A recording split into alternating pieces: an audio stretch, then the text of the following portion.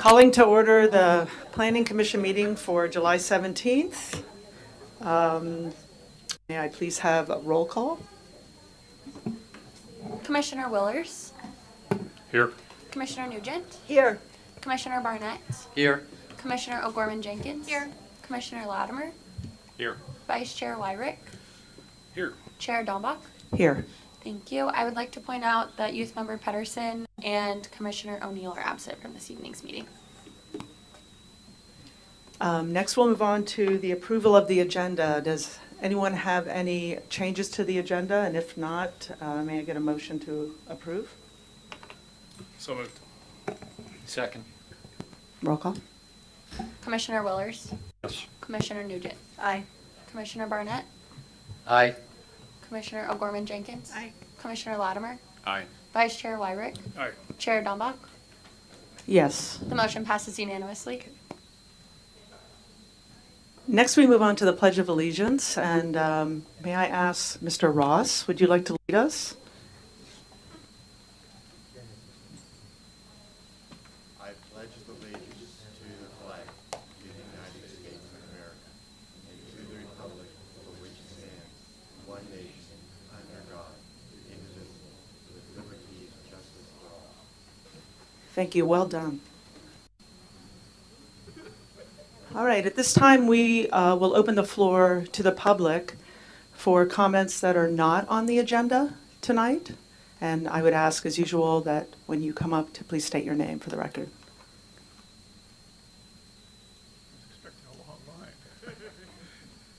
Hello, my name is Ken Stokes, a resident of Brazil Street.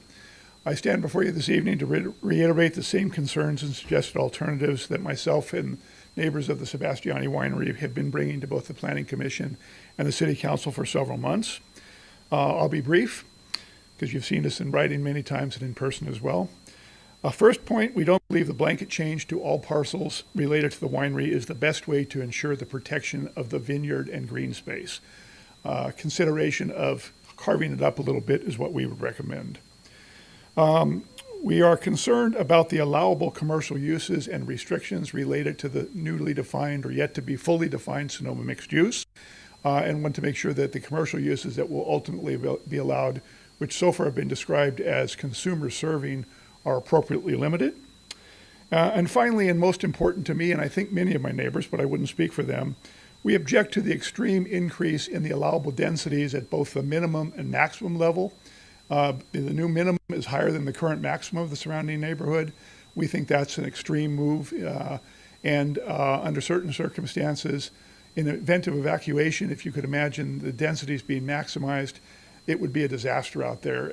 Even at the current neighborhood density levels, it's not easy to get out, but at maximum allowed of 25 units per acre or 30 units per acre, it could be a disaster.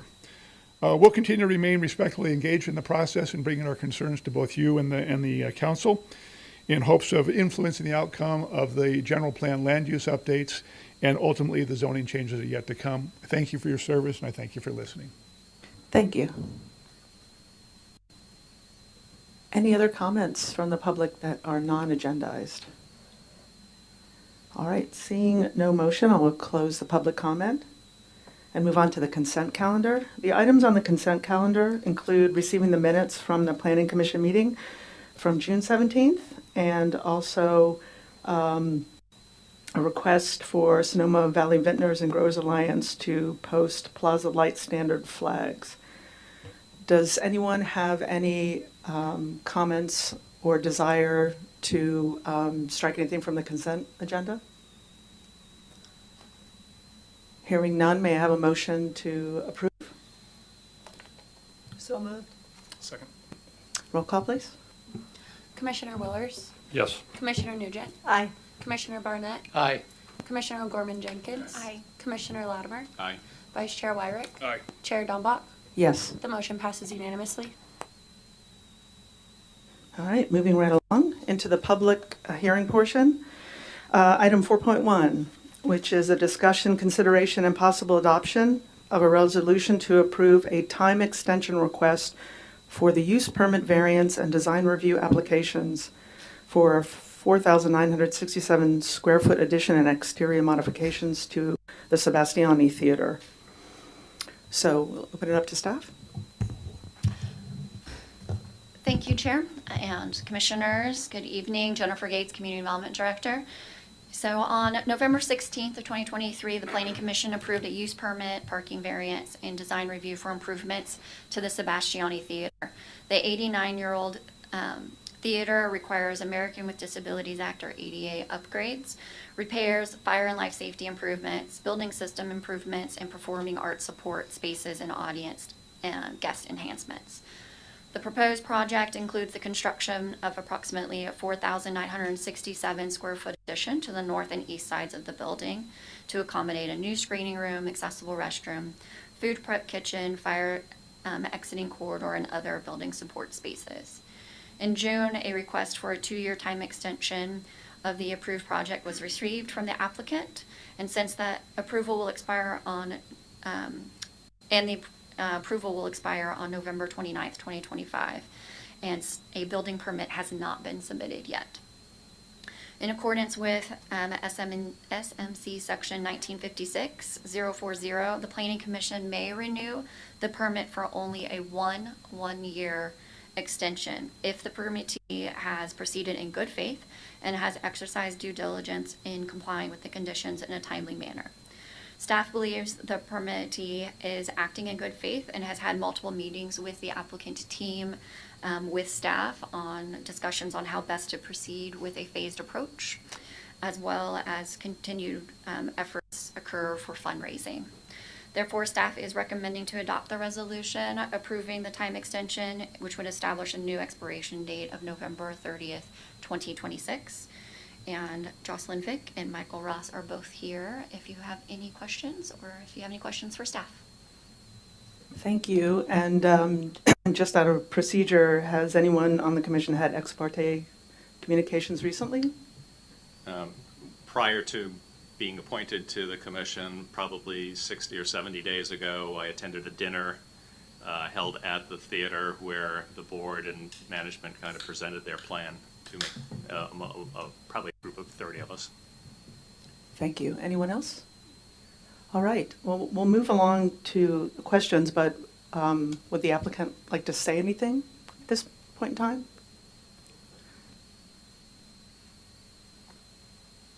Hello, I'm Jocelyn Vick, president of the Sebastiani Theater Foundation.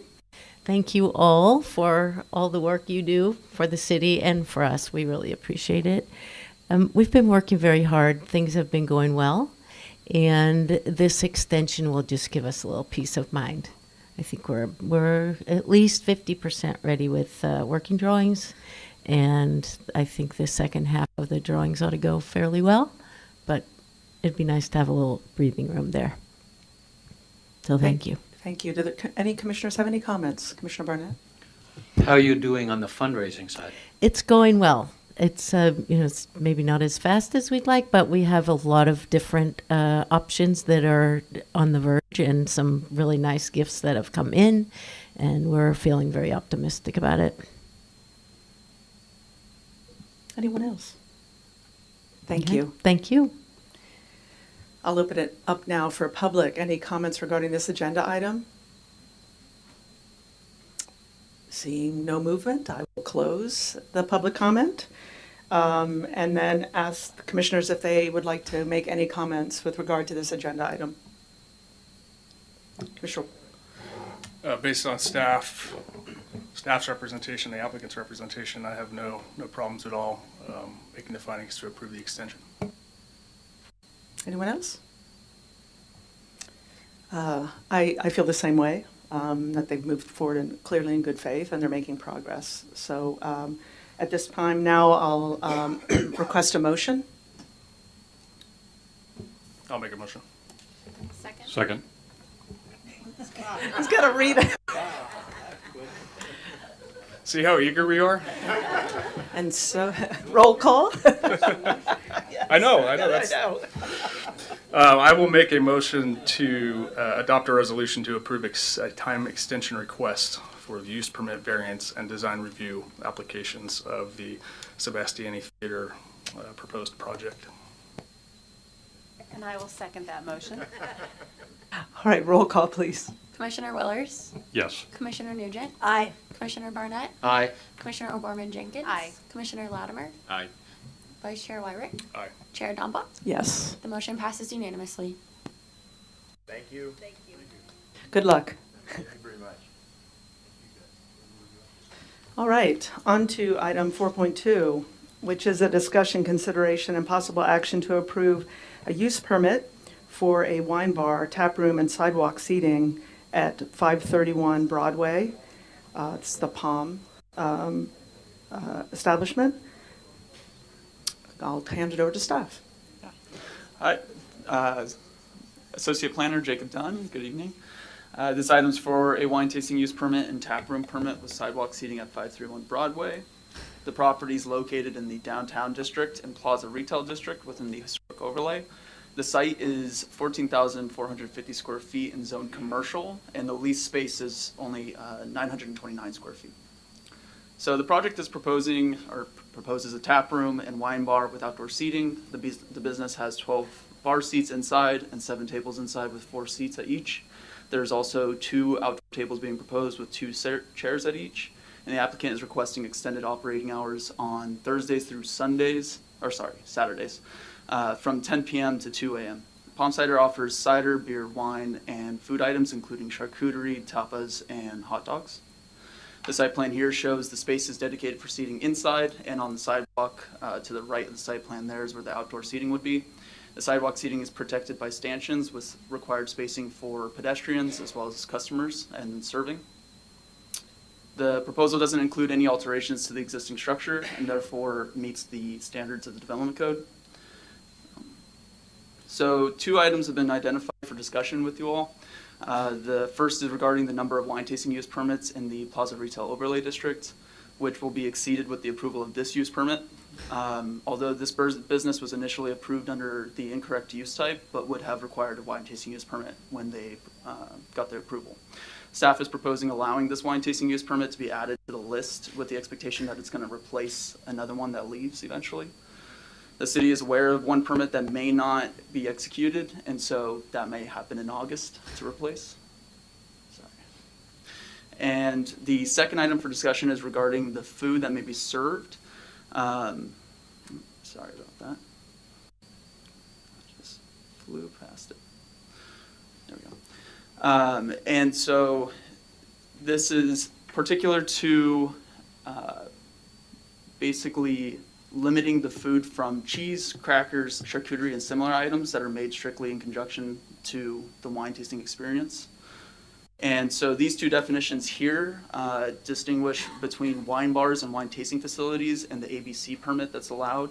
So for ABC permit type 42, it indicates that wine bars may serve food limited to cheese, crackers, charcuterie, and similar items, whereas wine tasting facilities specify that food can be provided and must be pre-packaged. So those are the 2 distinctions.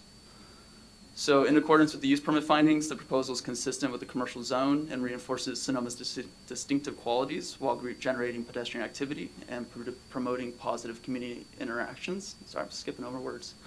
The proposal is compatible with the style and character of the neighboring properties and doesn't alter the existing structure. And the wine bar and tap room is consistent with ongoing use since it was already approved and has been in use, and won't concentrate the number of establishments dispensing alcohol. The location of Palm Cider is not in proximity to any sensitive uses and doesn't increase the size. So also in accordance with the wine tasting use permit findings, the proposal is consistent with the general requirements for wine tasting use permits and made requests for extended time periods as required. The proposed use is compatible with the future use of the downtown district as commercial and mixed use area.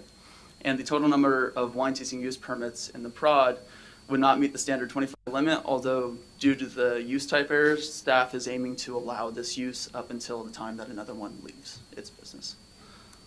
Palm Cider is not located in any of the block faces on the prod and is not subject to those limitations, and the use is consistent with the surrounding uses.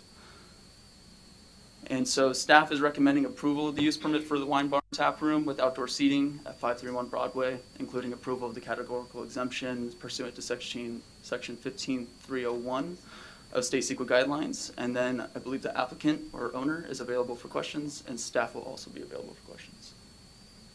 Thank you. Before we move on, any commissioner had ex parte communication with the applicant? All right, we'll move on. If the applicant would like to come up and say anything or be available to answer questions, I'd appreciate it. And I'll open it up to commissioners to ask Sorry, I any didn't wear questions. my button down today. I just got off work. No problem. No, we've been in business for 3 years now. Doing awesome. We are the only cider tap room and bottle shop north of the Golden Gate Bridge. So it's kind of cool. There's only about 10 of us in the U.S. We've had a lot of fun doing it. Cider's made the same way wine is made. There's nothing else in this town besides wine. So we've had a lot of fun exploring with wineries, cideries, and bringing that to Sonoma. We're a destination business. We bring a lot of people in from the Bay Area that come up seeking cider. So for 3 years, it's been going very well. We started serving hot dogs a couple of years ago. We've been approved from the health department. We do hot dogs. We don't do tapas. And we source locally from cheesemongers, Sonoria Ovello, to do our charcuterie as well. So we try to keep it local, have fun. I live 4 blocks away, and it's been a pleasure. So we just kind of got to get this ironed out. That's all. Thank you. Commissioner Moran? Hi, a couple questions. Yeah. The application would allow you to be open until 2 a.m. Are you currently open till 2 a.m.? We're not. ABC allows us to be open from 6 a.m. to 2 a.m. Our current hours, we close during the week at 6. We do a vibe check, typically 7 or 8. Uh-huh. I think it's just a formality that we have the opportunity to.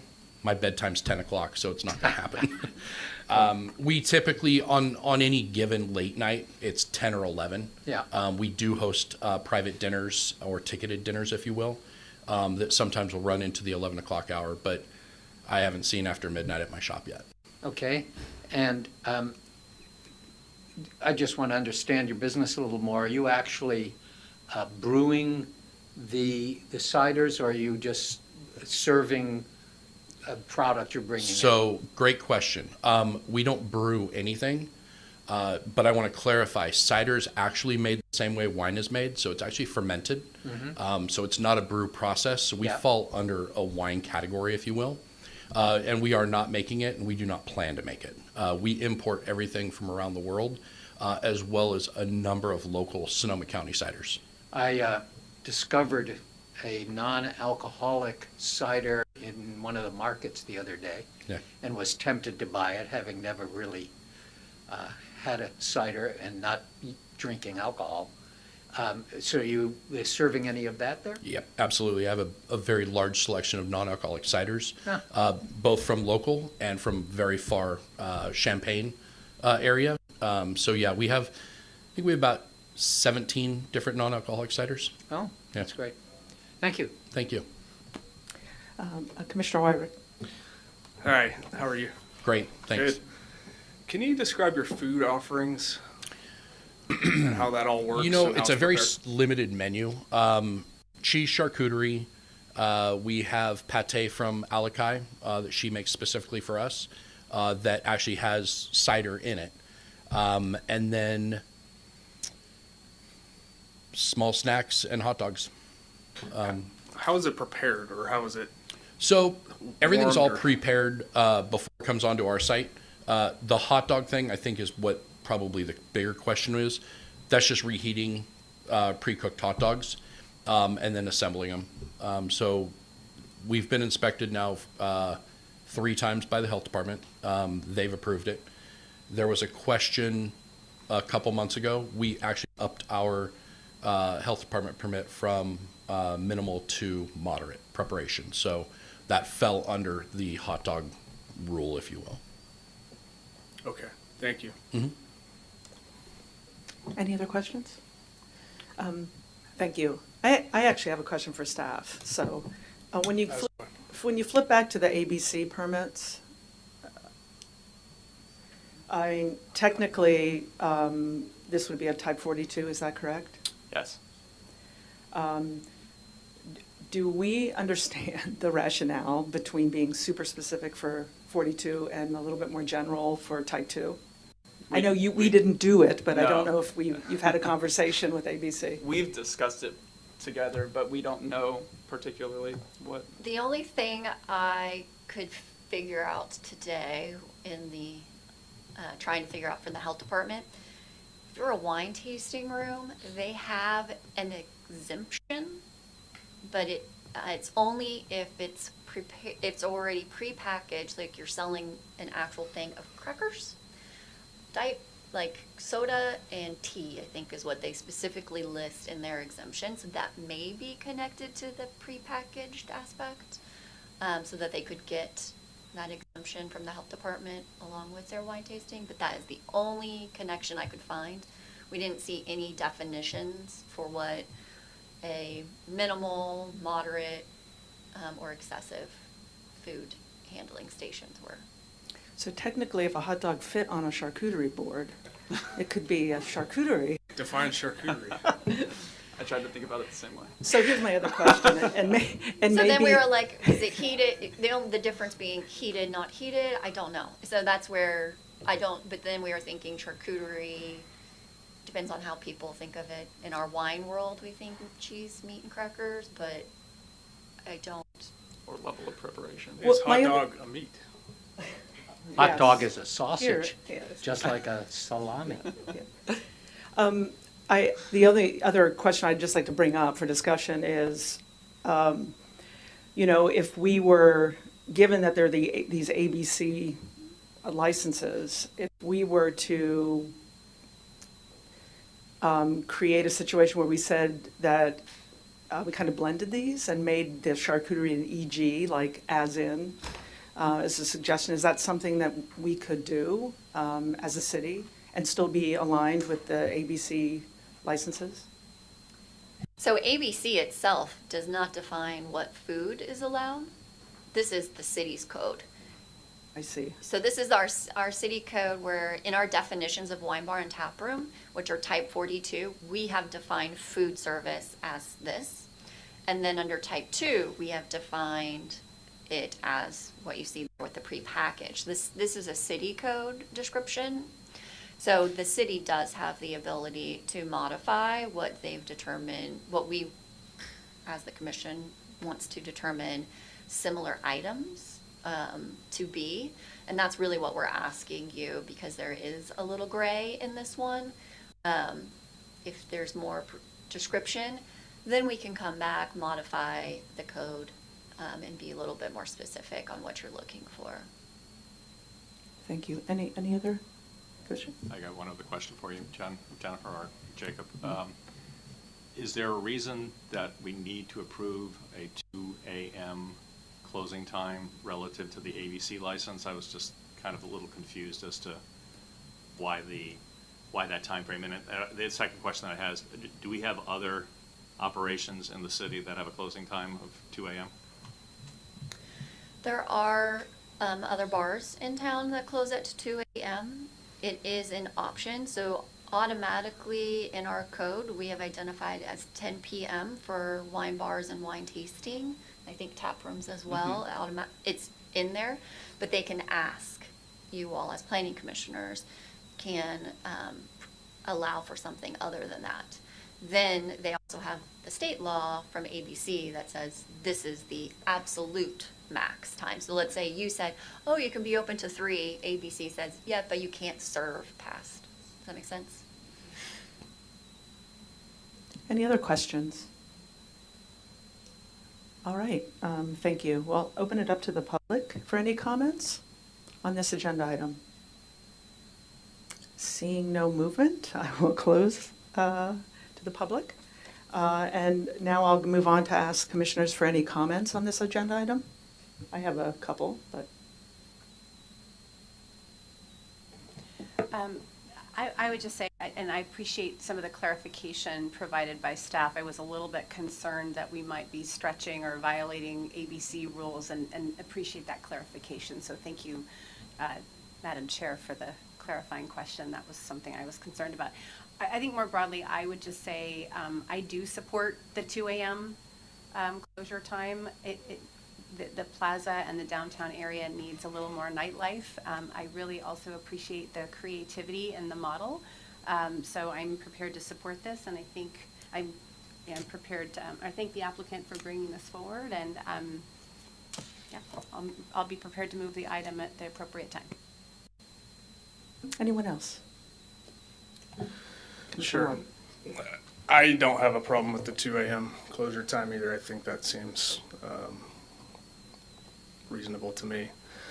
The one thing I am wrestling with is the definition, it seems kind of like a fairly narrow definition of food service and food items that are made off premises. I guess it depends on what your definition of made off premises is. I'd like to hear the rationale or at least the analysis of my fellow commissioners around that. You know, they're fairly specific in listing food items that are made available, and they use the word strictly in conjunction with and ancillary to the wine tasting experience. I would say philosophically I'm supportive of giving especially our business community some latitude in light of, you know, decline tourism and the other uphill battles that they face. But I just want to make sure the findings that we make tonight can comport with the interpretations that we've made in the past, and that other facilities who are operating under the same use, you know, that they'd be able to enjoy the same interpretation. Chair, Professor, Commissioner Barnett. It is Professor. All right. In his day job. Yeah. Oh, okay. Addressing your latter point. It is interesting that, and what we didn't hear about is whether or not the food items that are provided are sold, or whether they are simply snack items that people can have. If they are sold, then the question it raises for me, and I don't know if city staff has explored this, but it says here the establishment is not a restaurant. But if you are serving and charging for food, how are you not a restaurant? So that's a question that needs to be looked at. And the question that comes up is what is the definition of a restaurant? We seem to be excluding this as a restaurant, but maybe we need to look at the definition of a restaurant to decide if in fact this is excluded. So that addresses your second point. As to the 2 a.m. closing, I appreciate that the owner and operator has said they'd never open till 2 o'clock. And I will tell you that as someone who lived on West Spain Street, a half a block from the Plaza for 13 years, the 2 o'clock closing of the bars is a real pain in the butt. Not because any inconvenience to me about going to a bar. It's a pain in the butt because the pedestrians and the people who leave that bar at 2 a.m. think it's 2 p.m. in the afternoon, and they are inebriated and they're talking to each other in a loudness of voice that would be appropriate for the middle of the day. And so basically on the weekends, particularly Fridays and Saturday nights, we got used to closing the windows because we knew that come 2 a.m. there was going to be a parade of people walking by the house laughing and having a good time because they had been drinking and didn't really think about or care about the fact that everybody else is asleep. So I'm sorry that the ABC, if it is the ABC who has designated the 2 a.m. time, obviously nobody on the ABC has lived next half a block from a couple of bars. Otherwise, they may have come to a different conclusion. I suppose that the service of food would help to overcome your concerns with its hours of operation. In fact, there are some states that still require this. I don't have any problem with the approval as proposed. I'm really just raising the question that it would be prudent for the city to look at its definitions and what meets the definitions if we're going to make exclusions based on a word that has a meaning, and we need to be pretty clear about what the implications of that are. So if in fact the food service is something that people pay for, I don't know what the implications of it are, and that's something we have to look at. I wouldn't hold up this application for it, but it does raise an interesting point for us in terms of clarification of our existing code. We have one more question from Commissioner WIRICK. Just with respect to the health inspection designations of 3R, 05, minimal, as opposed to moderate 3R, 11, we haven't gotten any more clarity on that. Maybe the applicant is more familiar with what the distinction is between the two designations of the health permit. I'll be honest, I didn't dig too far into it because we only go as far as hot dogs. I don't want to do any more than that. So when I did clarify it, when we were inspected over the last 2 years, the inspector said, yeah, it's kind of a gray area because you're just reheating something, preparing it, it's done. As Jennifer and I have kind of gotten into this more and more, I looked into it, called my health inspector and said, hey, okay, so here's what we're up against. And he said, it is a gray area, but it does fall under the moderate use. It's right on the bottom line of it, because you're steaming, if you will. So that's where that came into play. So I don't want to be a restaurant. I've been operating under a deli/restaurant use permit supposedly for the last 3 years. But we did find that little niche that we could do hot dogs. I mean, you're going to call them charcuterie. That's great. I'll slice the hot dog. Okay. Anyway, but yeah, the hot dog falls under the moderate use permit per the health department, which we upgraded. But that's as far as, we don't have a kitchen. So the definition of a restaurant is a really good question.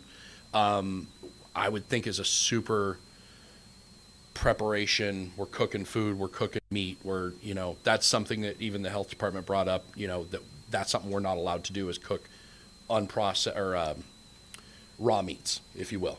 So if that helps clarify it. Thank you. Yes.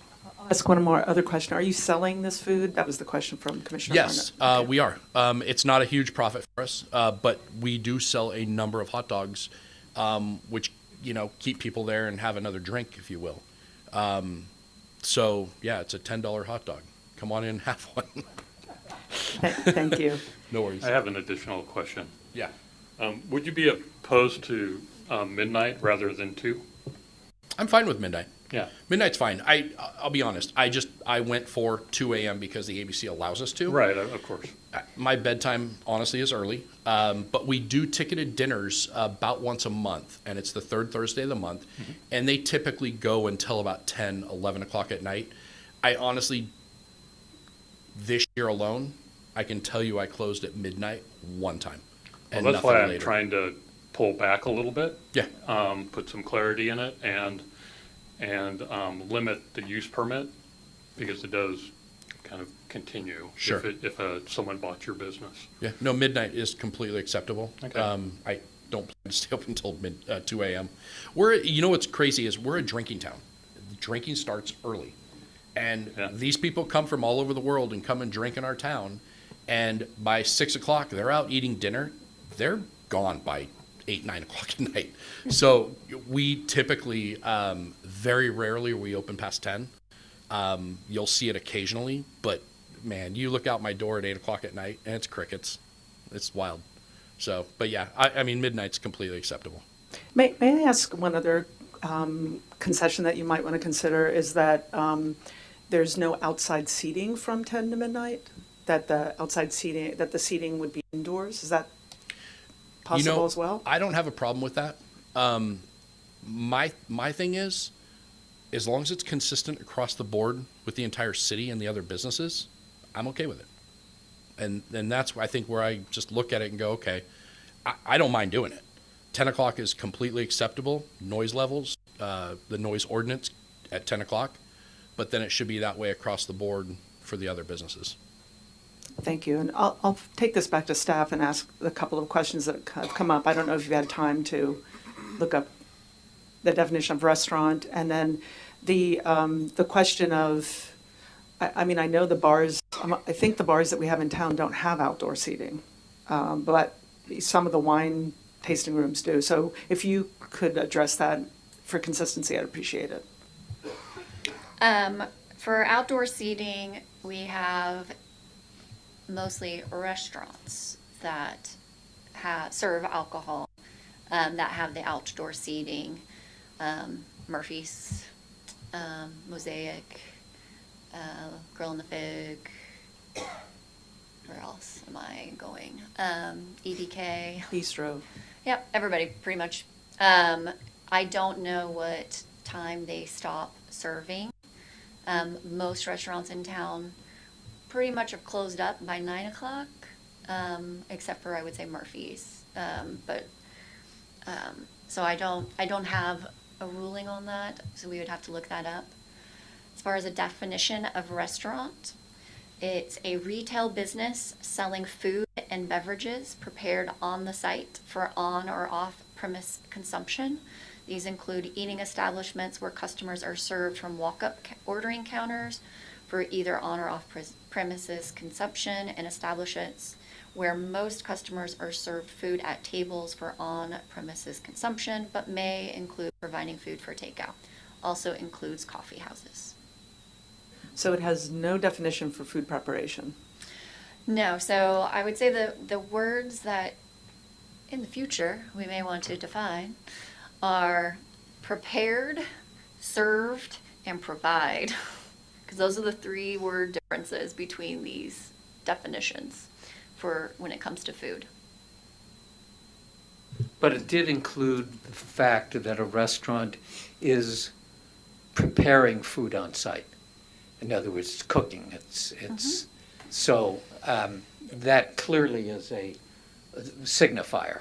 Yes, and I will say that when you're a restaurant, there is a different type of ABC license as well.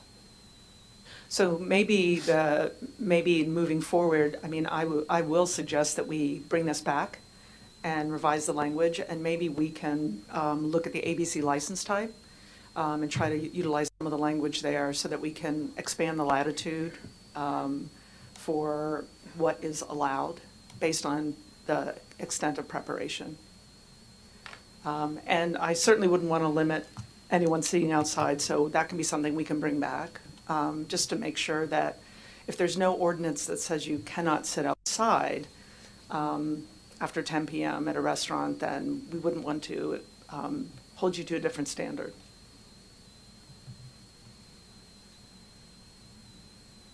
Any other comments? It was a good discussion. Commissioner Willers. I think in relationship to the outdoor seating, there's 4 in this proposal. I thought I read 8 outdoor seats somewhere in the staff report. It has it inside the project narrative, but the site plan does not indicate 4 tables. So the use permit would approve 4 outdoor seats. 4 outdoor seats and 2 tables. At that level, and given the location of the use, right, on Broadway, it's an advantage to have someone know that you're still open as a business at a later time, as an opportunity for someone walking by it and notice that business. And those outdoor seats provide that sign.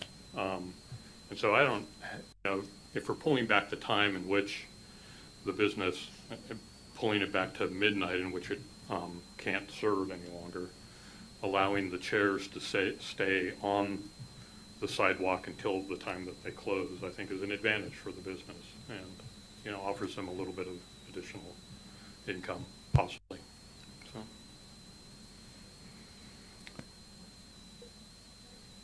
Any other comments? Okay.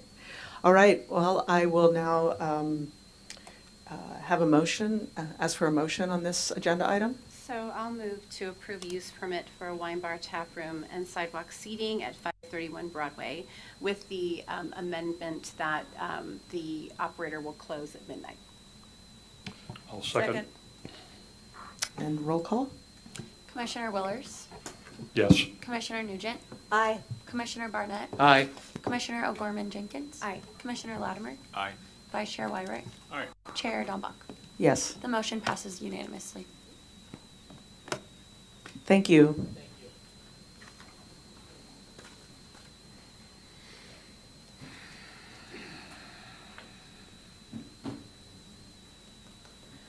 So just one question, Jennifer, before we go on to the next item. At some point, we'll just agendize that revision in the future?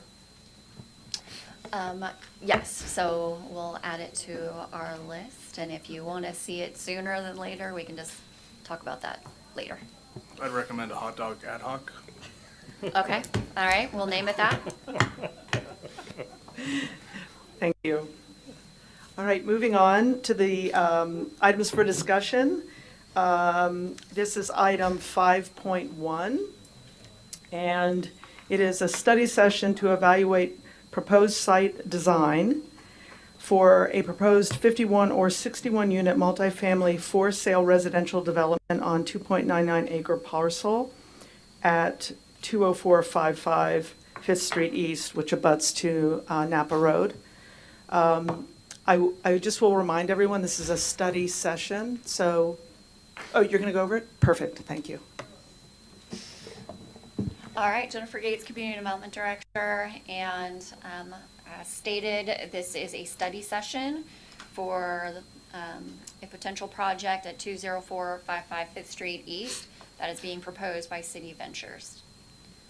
So just as a reminder, a study session is an opportunity for planning commissioners to look at the site plan as well as some just initial designs to identify any potential issues or concerns. Commissioners are unable to make any statements of absolute judgment because we don't want to have any expressions of future bias on the project. So the focus is limited to the site planning, compatibility with neighboring uses, overall consistency with the general plan and the development code, the scale and mass of the project, and then any environmental, potentially significant environmental impacts. May I ask you if it's correct to add, just for clarification purposes, that therefore there will be no motions made tonight, no votes taken, or even any straw votes taken about this project? That is correct. It Thank is you. only for comments from the commission as individual commissioners. The prospective applicant is going to provide an overview of the project concept and be here to answer any questions from the Planning Commission in regards to the proposal. The chair has the discretion to invite the applicant or public to return for any further comments and questions after the initial comments from the public and the Planning Commission. Comments on the study session would be directed towards the project proposal as you see it. So as stated, straw votes or polls of the commission is not to be undertaken, and the commissioner comments during a study session are not to be construed as limiting any future action of the Planning Commission. And that concludes staff's presentation, and we will move to the applicant's presentation. May I ask before you give your presentation if any of the commissioners have had ex parte communication with the applicants? Yes. Yes, I met with the applicant earlier this afternoon, or the prospective applicant, to hear what they had to say about their proposal. I was contacted by the applicant who expressed interest in meeting with me. I explained to him and explained to all of you that I refused to do that on the basis of a personal view that it's not proper for me as a planning commissioner to meet privately with parties who have applications before the city, and that I would look forward to hearing their presentation in public. Thank you. Yes, at discussions with the developers. Commissioner Willers. Had the same discussion with the developer that Commissioner Barnett did. Same comments. same reaction. And I will say that I did meet with the prospective applicants to hear about their design plan. And thank you for coming and chatting with us tonight. Thank you, Jennifer.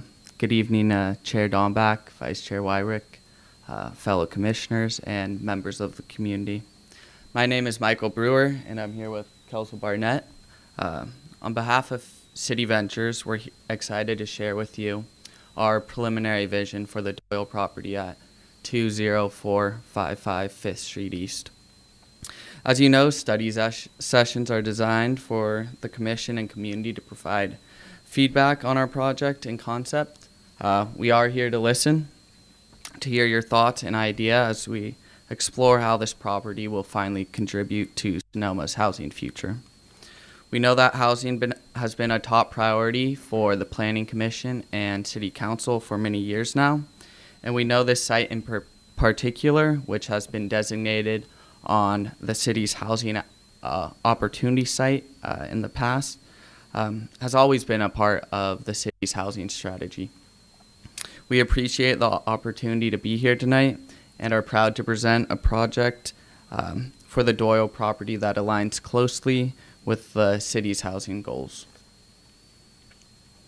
Before we dive into the project, I would like to give you a little concept on,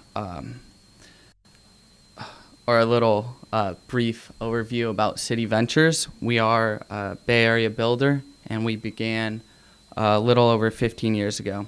And from the beginning, we have really focused on working with cities and communities throughout California to develop infill housing in supply-constrained areas. We've also been at the forefront of green building. All our homes are solar empowered and all electric, and we remain committed to pushing the boundaries of sustainability. We have projects all over California, but we are proud to be the North Bay's leading home builder. We've built great projects in Santa Rosa, Nevada, Windsor.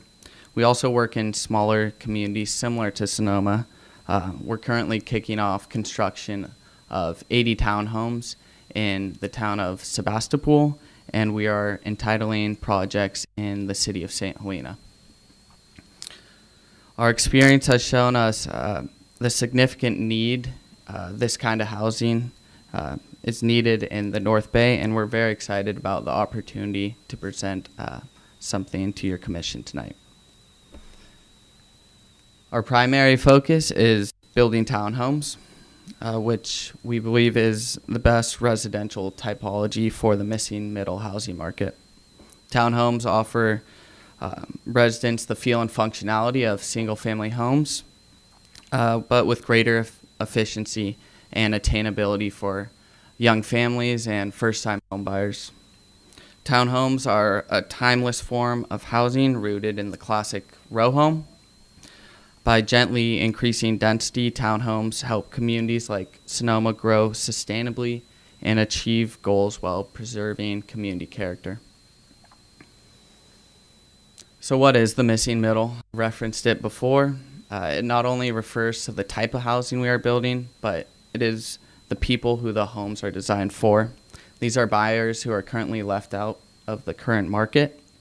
In Sonoma, there have been few new townhome developments in recent years, leaving many potential buyers without viable choices.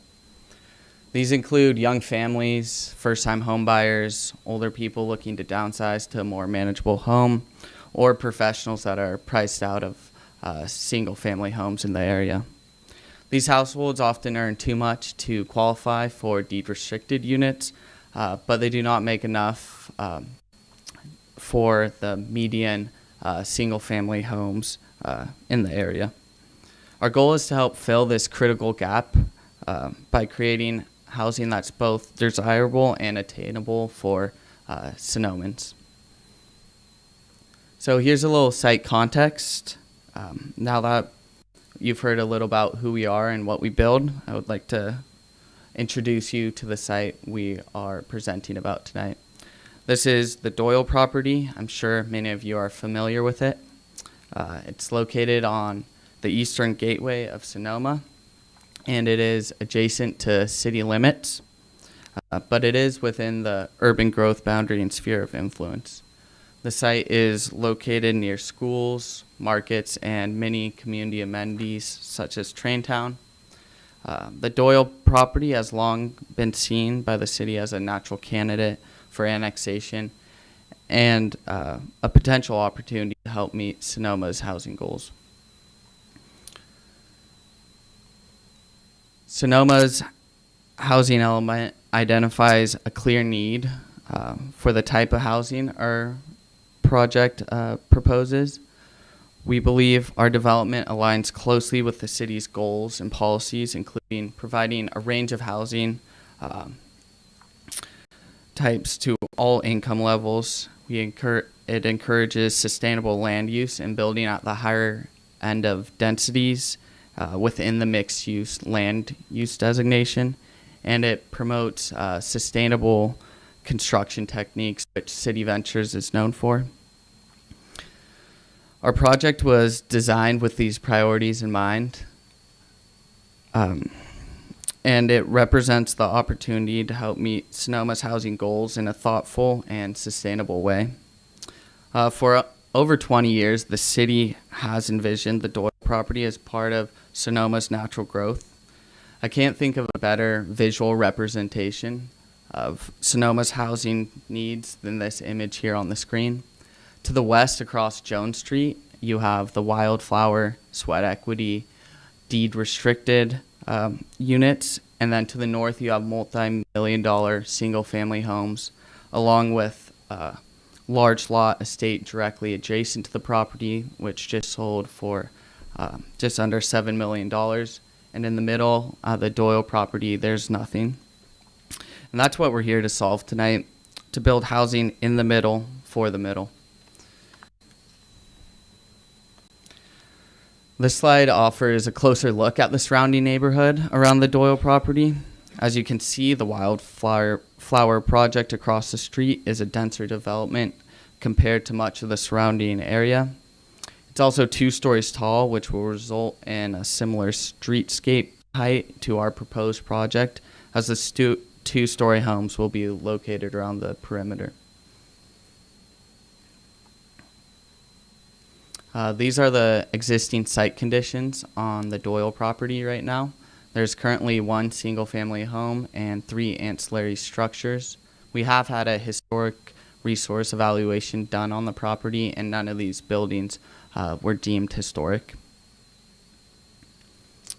So this is what we've all been waiting for, our proposed site plans. This was developed with Sonoma's housing elements and goals in mind. It would help Sonoma meet its RENA numbers, not only for market rate housing, but also inclusionary deed-restricted units. On this slide, we are showing 2 different development scenarios we've prepared for the discussion, so we can explore the different approaches and hear feedback from both the commission and community. Both scenarios feature very similar building footprints. The first development option is a 61-unit site plan. This would have a mix of 2- and 3-story homes. The project is able to achieve this higher density with the same building footprints by having 3-story homes which have a narrower footprint. Along with that, we have a 51-unit project. That would be all 2-story, and that would include 13 inclusionary units, which complies with Sonoma's 25% inclusionary housing ordinance. Here are some key elements of the site plan. I want to say again, this is very preliminary, and we're still working with our landscape architect on what the final site plan will be, but this is our first shot at it. As you can see, all the homes are facing outwards with patios opening towards the street. This gives a more welcoming streetscape instead of garage-dominated frontages along Jones Street, Fish Street East, and Napa Road. All the garages would be on the interior, We also have greenways going throughout the project and around the project. This would increase the walkability for future residents and people living in the surrounding neighborhood. We have a strong emphasis here on trying to preserve as many trees as possible on the site. There are some pretty mature oak trees that are currently there, and that green space in the middle was designed purposefully, as there are many trees growing there right now, and we're still working with our arborist and civil engineer on trying to work all of those into our site plan. We're also planning for a piece of art on the corner of 5th Street East and Napa Road. As we know, this is a focal point coming into town from the east, and we would like to create something that represents Sonoma's historic past and welcomes you into the city. From an architectural standpoint, our original idea is to go with a craftsman style home.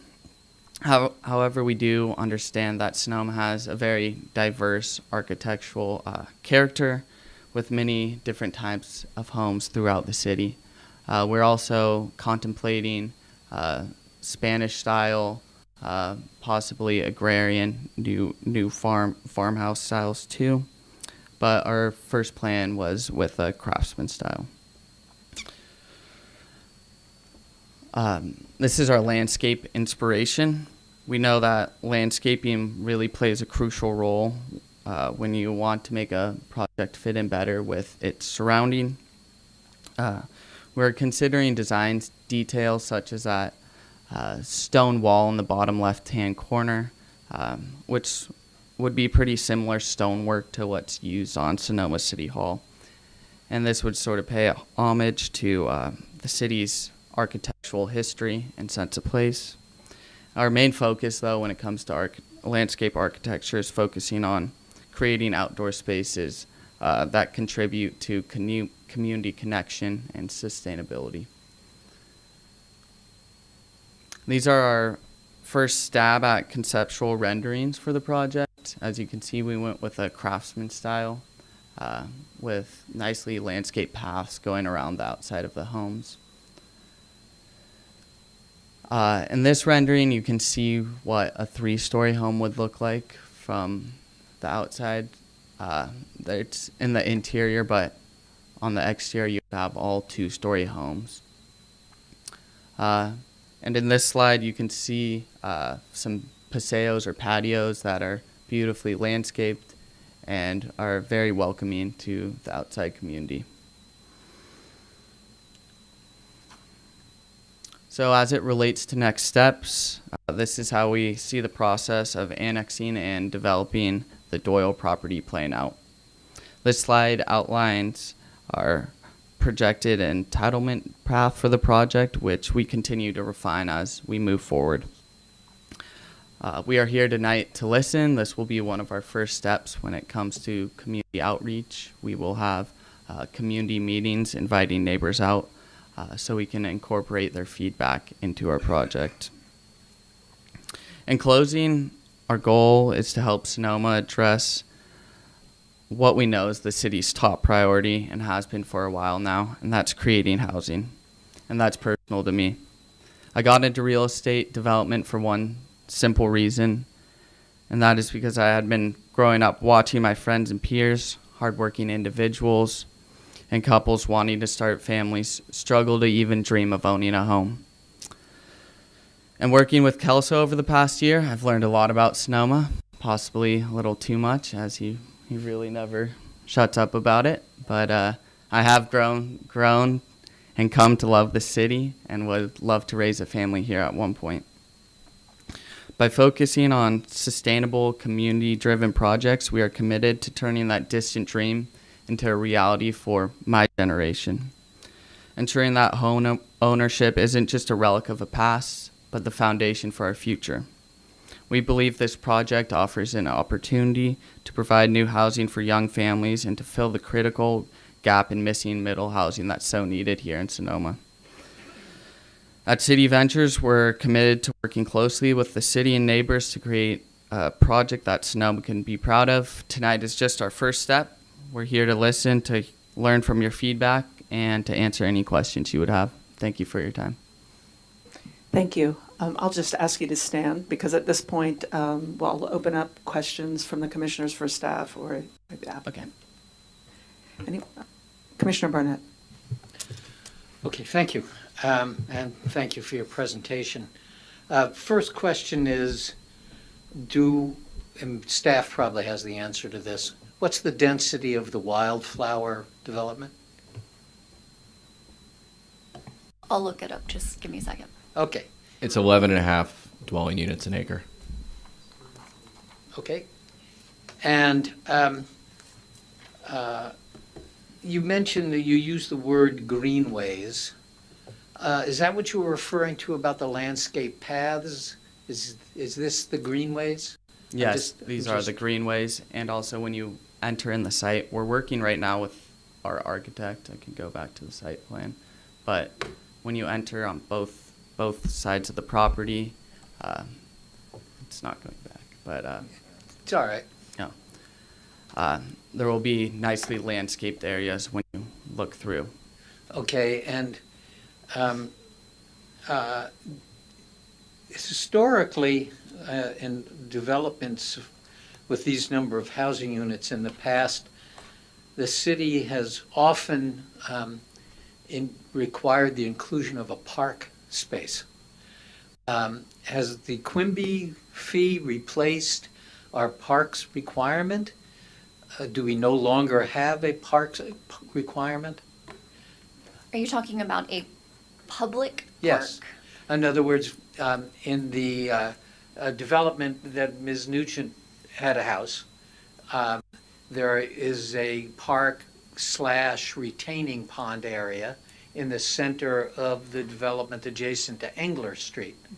And that was, what's it called? I think they call it the Saunders Street Park. Saunders Street. Yeah, so for Sonoma Valley Oaks Park. So yes, it's changed names a couple times. So when we historically have done larger subdivision developments, yes, there's always been a lot kind of subdivided out to provide that park. In the code specifically around multifamily development, we have common open space and private open space requirements, which is what this would be considered. So we don't have a park requirement for a Not for a public park requirement. Okay. And, but is this project still generate a Quimby fee or not? Yes, Okay, because it's for sale product. okay. And I was a little unclear as to where parking is going to be. Is it in other words, do the structures themselves have parking garages, or is there a separate area that's group parking for each building? How's the parking work? Sorry I didn't clarify that, Commissioner Barnett, in my presentation, but every home in this new development would have two-car garage in it. Along with that, we do have some guest parking, and we are working with our architect right now to try to find more room on the site for more guest parking. Okay, and how many bedrooms in general are the units? They would be ranging from, it'd be like 2 to 4 bedrooms. Most of them would be probably 3-bedroom. Okay, and the contemplation of a third story, would that be a third story of duplexes of 2 stories, or is that a third story with its own units on the third story? They would all be the same unit, so it would be 3 levels of the same exact unit, and they would I be see, so a single stacked next to residence each other. might be Yeah. 3 stories high.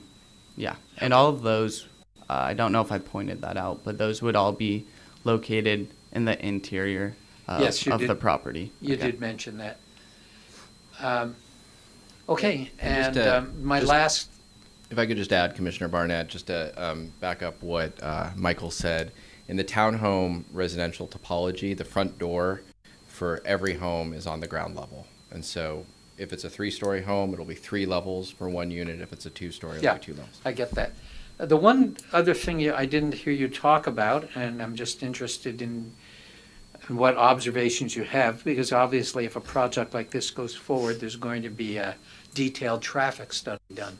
But unfortunately, Napa Road has become extremely busy, as has Leveroni. I mean, they're essentially like little mini freeways with just one lane in each direction. The intersection of 5th Street East and Napa Road stinks, and it's just a blinking light. What are you seeing as the future of traffic mitigation and management for that area, if you have any ideas? Thank you, Michael. Commissioner Barnett, thank you for the question. Good to see you. When it comes to traffic and circulation, obviously that will be one element of many elements that will be studied during the environmental review process. And from that process, sometimes mitigations are recommended as part of the project. And so, as Michael said, we're very early in the process, and traffic, circulation, mitigation, that will all be studied during environmental review. Okay, thank you. Next, Commissioner Latimer. I just got one quick follow-up question on the parking. I think the description, the written description that you put in said something like 88 parking spaces as opposed to, and I think you just said 2-car garage for each unit. Is that? I think that might have been a little off. I apologize for that. But it would be... Which is off? The 88? The 88, So yeah. the expectation is each unit will have a 2-car garage. Mm-hmm. And that's going to be stacked, or is that expected to be, do you know We're yet? planning for side-by-side, but we are Side-by-side. in a still conceptual phase trying to figure out how this site really works altogether.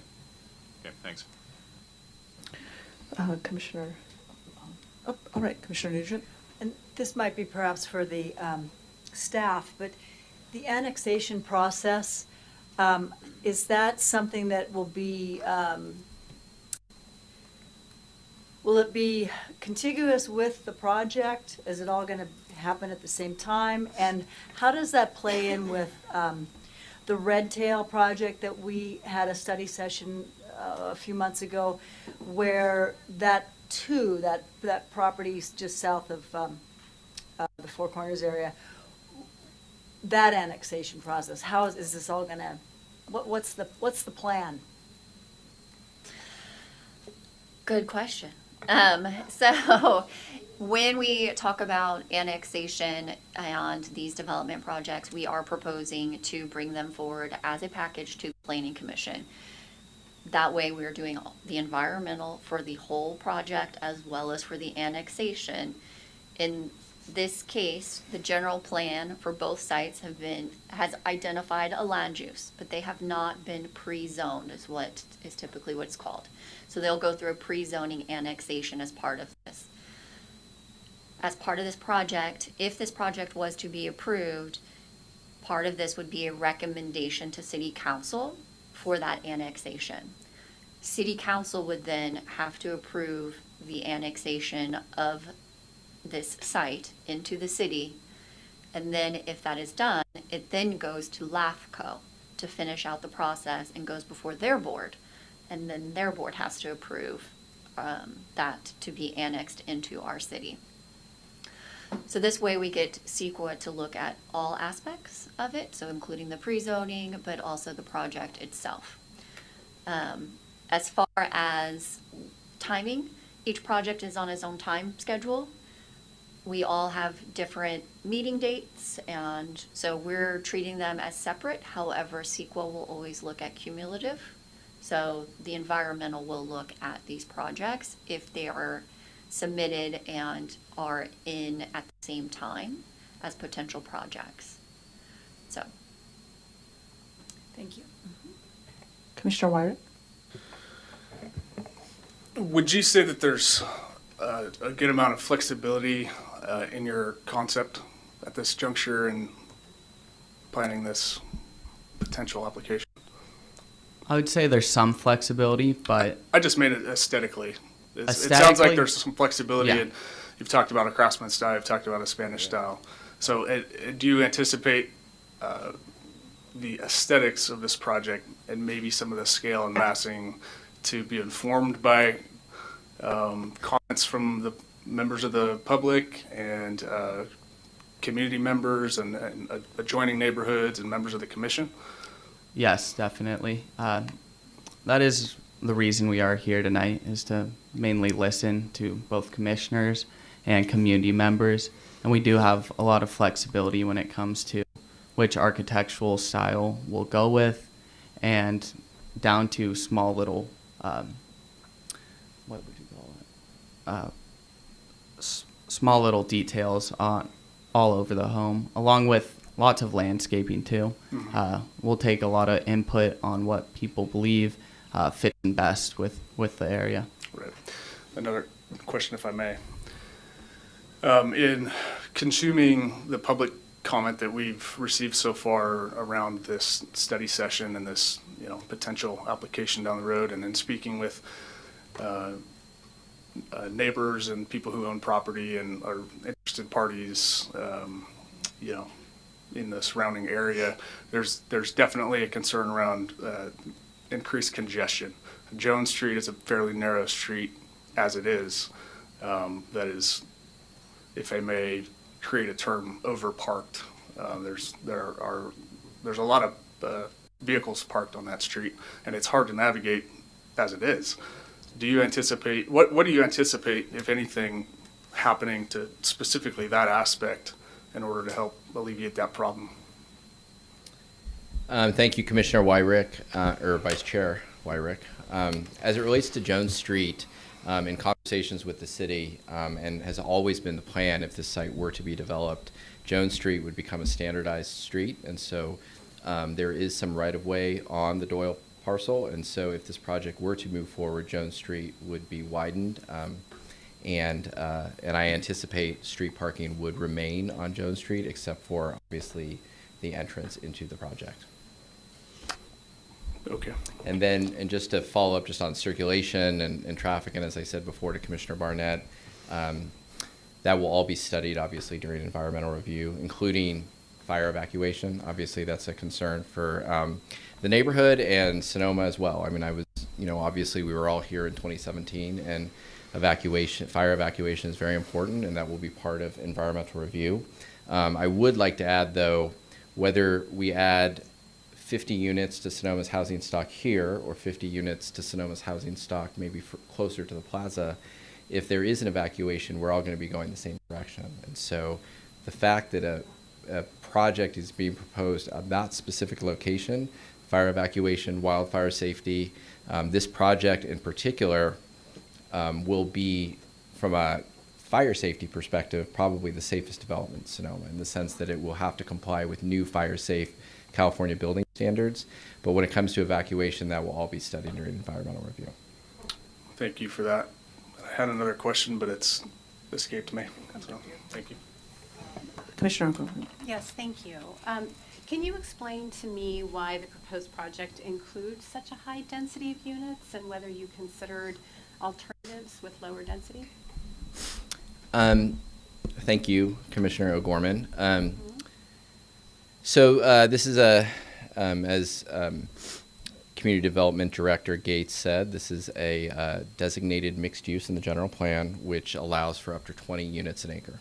And so as we began to work on this project, as Michael began to work on this project with architects and landscape architects, you approach it from a design perspective, you approach it from an environmental perspective, you also, as you know, approach it from a will this project pencil, for lack of a better term. And as we all know, we were all, I believe, part of it, or many of us were, Sonoma has a 25% inclusionary ordinance. And so what that basically means is, whether it's at the low AMI, moderate AMI, or missing middle AMI, we end up selling homes to families at prices much lower than their cost to build. And so the developer is, has to make up that amount somewhere.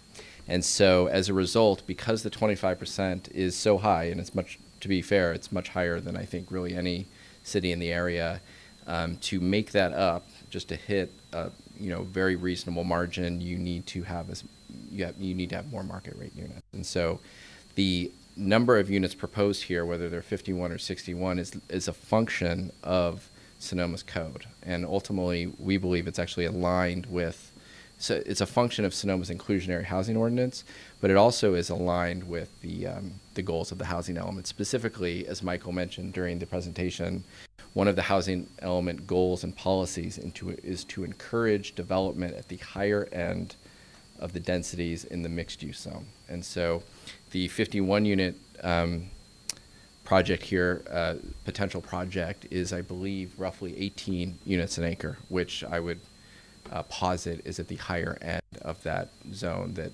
allows for a maximum of 20 units an acre. Any other questions? I have a few for the applicant and also staff. A few clarifying questions. So with regard to the any proposed change to Jones Street, the widening, have you taken that into consideration in your site plan? Yes, we have. We are planning to widen Jones Street and improve the frontage much like it is further up the road. And the parking garages, do they have pads in front of them, or are they just straight in line with the rest of the building? They will have a small little apron that leads up to the driveway, and in between those, sometimes we'll put some plant and landscaping elements. But the parking pad wouldn't be sufficient to put a car in front of it? So the No, expectation no, is the car no. would go in the garage? Correct. Yeah, the car would park inside the garage. Okay. All right. With regard to the connectivity on the outside, just again for clarification, so that means that there would be some kind of walking path along Jones, Napa, and Fifth Street? Yes, there would be frontage improvements along all sides. So there would be sidewalks around it, and then there are also walking paths that connect to Napa Road, Jones Street, and Fifth Street East. So you could walk through the property in many different ways. And the materials that might be used for those, are you open to different types of materials that may be more porous? Absolutely. Absolutely. Yeah, City Ventures has always been at the forefront of sustainable development, and if we can incorporate new materials into projects, we're always open to that. Couple more questions. The open space that you propose, how would that be maintained, paid for basically? That would be maintained by the HOA. And with regard to some other comments that were made from the public, is there a potential to put, and this is maybe a city staff and developers, is there a potential to put some traffic calming measures in on Jones Street? My understanding from the comments is that people are using that as a thoroughfare as well. So not only widening it, but potentially calming the traffic that goes through? I'll defer to Kelso for this one. I think that's probably a better question for the city. And I would defer to the city engineer on traffic. I am not a traffic engineer. I think it's going to come down when we get the traffic study and we see what that is, you know, and looking at what the speeds are and things like that. As we all know, widening streets makes lines wider. So we do want to widen the street so that it is a straight streets consistent with basically the area to the north. Jones Street came in on the Doyle's property, maintained its boundary. And so we would look to put that down. So we would need to look at it closer when they propose with the engineering and the different changes to that streetscape. And then with all these projects, the city engineer looks at them, as well as the building official and fire and everything. So they will be looked at and have conditions of approval, as well as any corrections that they're asking for before it even comes to you all. I have a quick follow-up question for you, Director. Fair to say that on Jones Street, the city could apply some sort of a permit parking scheme or some other creative means to alleviate any concern around a parking issue there? There's a host of things that can be done to address that issue, right? So we do have opportunities for resident parking passes and things like that. That is at the purview of our police chief and our city engineer about where those get designated, as well as city council. Right. But if I recall, there's precedent in our city for the ability to do We that. have a couple of locations around the plaza that Right. have that. Okay, thank you. Commissioner Love. I'm still struggling up the learning curve a little bit here. Is there a place, is the city required, I think I read that the city is required to build about 311 units by 2031. Is that number right in That's- terms of the housing element?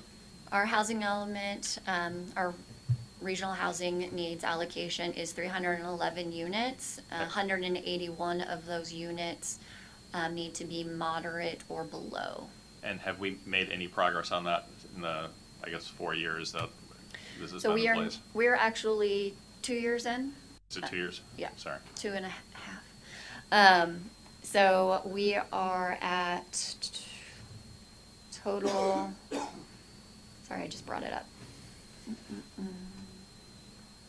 We've done 24 moderate units, 2 low, no very low, no extremely low, and 23 above month. So we've done 49 total units. So we have 262 total units. However, we have quite a number of affordable units still to go.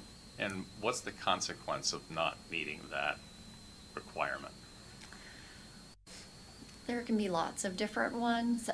It just depends on the reason why we're not meeting it. So in some cases, if your code is too restrictive, the Attorney General's office usually sends you a nice letter that says you need to fix that. It just really depends on the why. If a project that's for housing is denied without meeting the findings for denial, the AG's office will also write you a letter. So there's different fines for depending on what you do.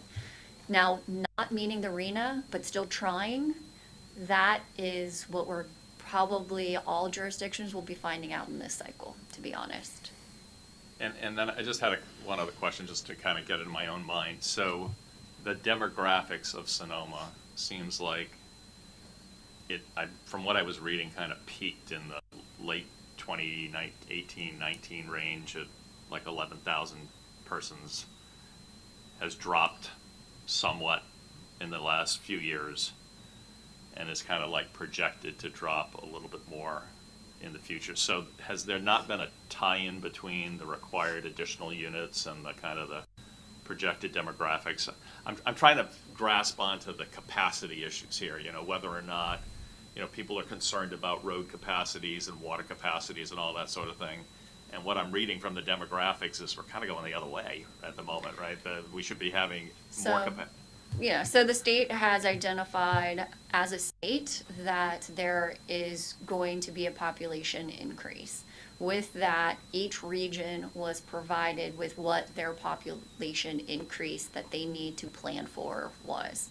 Then that region took that number and basically allocated it to the jurisdictions, including the county as a whole.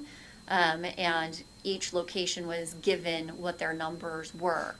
The idea not being what you have, but the ability to absorb more people. Yes. Right. So and Sonoma is kind of plus or minus 1%, 8.8, 0.9, something in that kind of range. And so with that, it says you've got to build 311 units.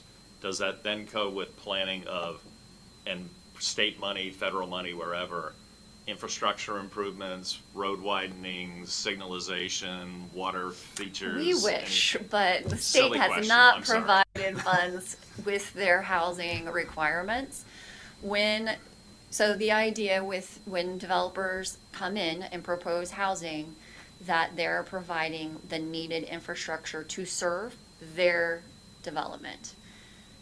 Okay. Not to serve the entire city or all the future, but to their development itself. So any water service and things like that. So we will make sure that we have water availability and that they have the access to sewer, because we do require sewer in the city limits.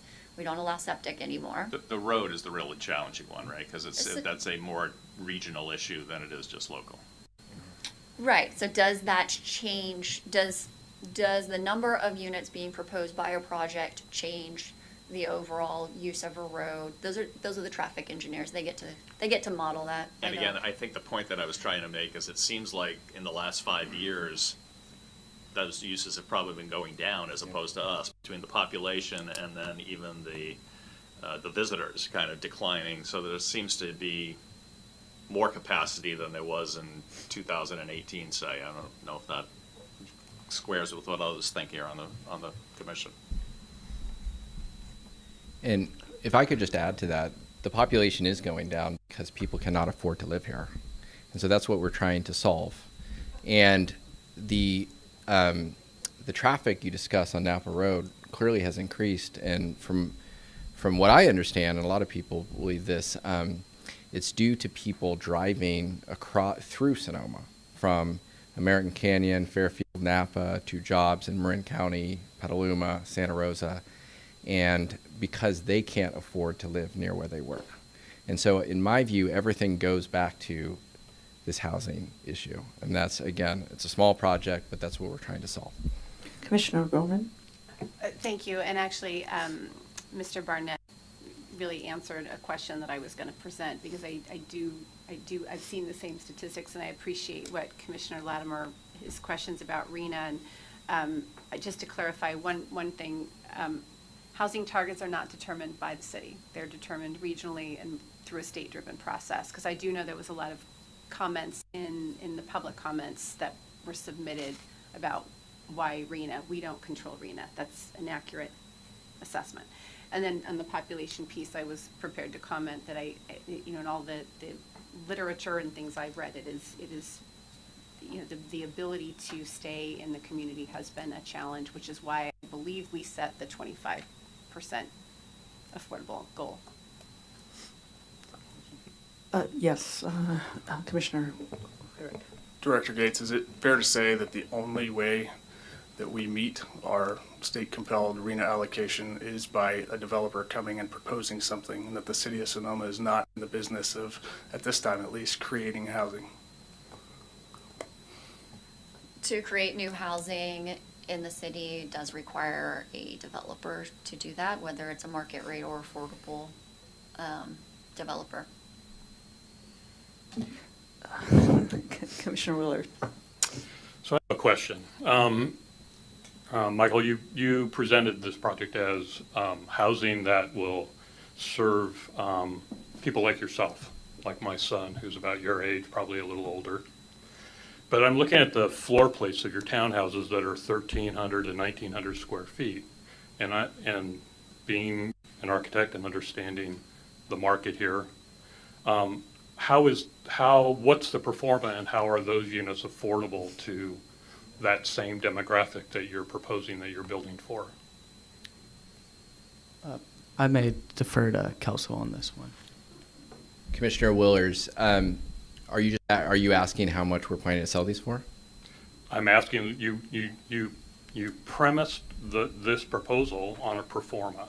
Correct. That pro forma has a unit size of 1,300 square feet to 1,950 in the 3-story or in the 2-story units. Mm-hmm. I know how much it costs to build. I know how much that inventory will sell for in this community, and yet it's being presented to us as missing middle housing. Mm-hmm. As being part of the mixed-use development code initiation group at that Mm-hmm. point in time, townhouses really weren't the intent of that code. Mm-hmm.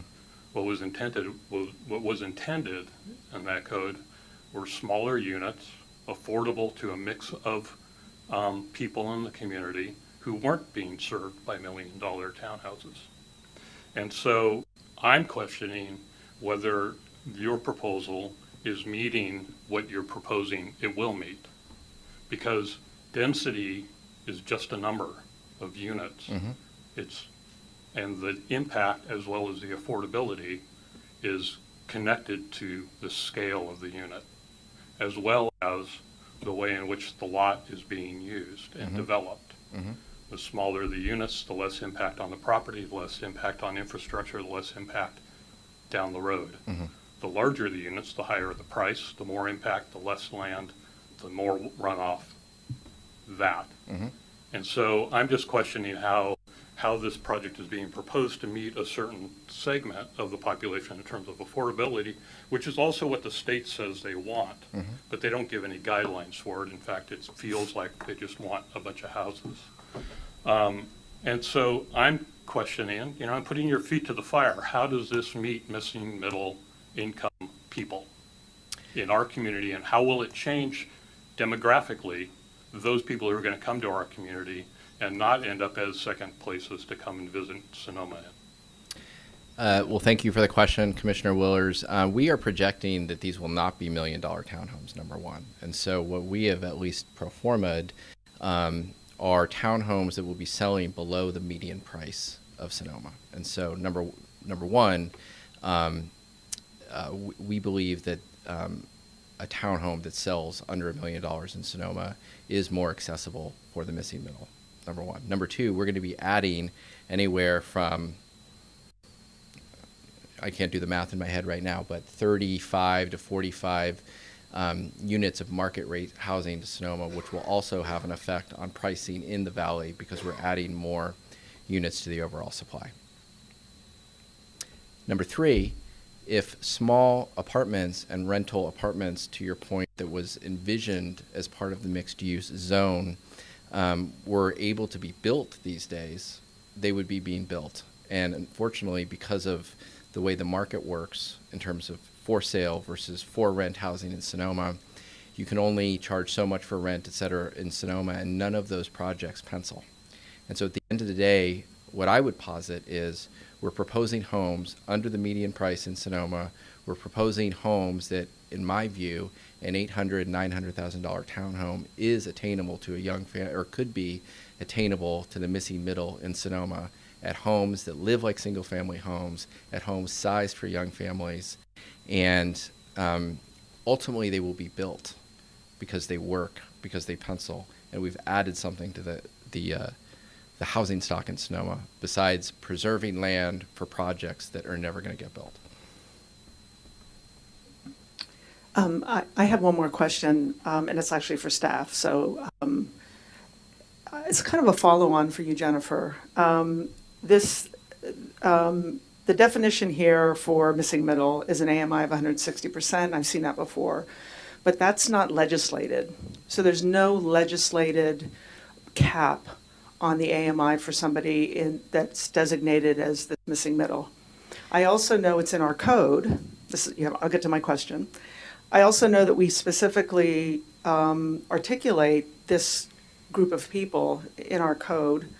But my question is there a mechanism by which we can cap this at 160 in perpetuity? Yes. In the affordable housing agreement that we create for all the units, that's where we do it. Thank you. Any other questions from commissioners? Great set of questions. So I want to thank you. And now I would like to open up to the public for their comments. Based on the input that we received, the letters, I'm assuming there will be a lot of comments. I don't want to have to limit you to 3 minutes, but I would ask that if someone says something that you agree with, you maybe raise your hand or clap, but let's try to be efficient in the comments so that we can hear from folks. Oh, sorry, Jennifer. Can we do a quick 5-minute break? Oh, certainly. Why don't we take a 5-minute break?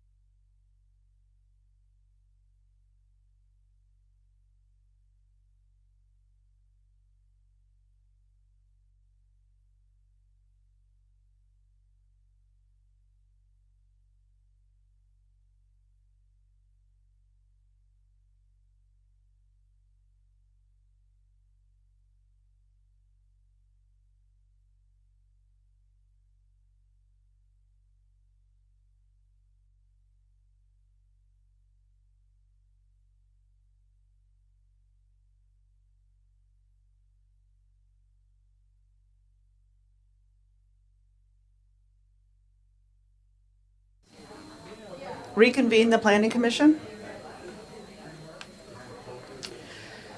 Again, we are opening up for public comment at this time, so when you come up to the podium, please state your name for the record. Thank you.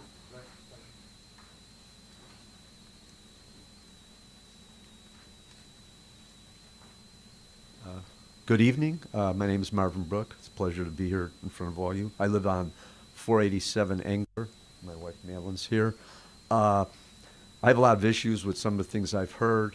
I'm a little surprised that that City Ventures doesn't have any concept or idea about how they would deal with the traffic issue, and that'll come out later. You should be at the forefront of what you're doing. As we all know, I hope everybody in the city planning is aware of the De Nova project that was raised 4 years ago, came before the city. There was tremendous outpouring from the people in this room about it. It started out at 59. Once we had feedback to them, they went down to 45, and eventually they walked away from the project. In terms of the market part, right now De Nova has 15 units called the Hummingbird Project on 1.5 acres, much lower density, and they're making that work. They did the Mockingbird Lane, which is 16 units on 3 acres. They're making that work. So there is ability to do it in terms of the bottom line, what you need to make a profit. Maybe you can make a profit at 35. So I will read this. Hopefully I can do this within 3 minutes. I've read City Ventures' narrative. Under the compliance with housing elements section, they mention compatibility with the surrounding neighborhood. Not true. A 51-unit development on 3 acres is equal to all of Angler, Saunders, Pierce, and Ingham Street homes, an area of single-family homes which is vastly larger than 3 acres. Further on, they say the compact site design encourages walking and reduces car dependence. Unless all the residents intend to never leave their 3-acre development, they will need to use cars as is expanded upon below, and I'll get into that. There are no retail stores within 7/10 of a mile of the proposed development. In addition to cars, the project will put an estimated 125 to 150 more people in the neighborhood. Given the concentration of this increased population in a small area, we will have constant traffic on the strategic corner of 5th Street East and Napa Road, which currently is a 4-way stop. The backup from that leads to the need for a turnaround or traffic will be a nightmare. Wildflower development is recently constructed. It was done in 2004.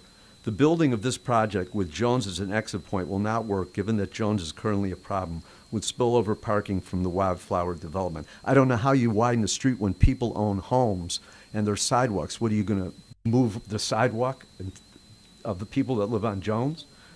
Finally, there is a matter of community engagement. We welcome City Ventures engaging us so we can convey our concerns and work together to come up with a much smaller project.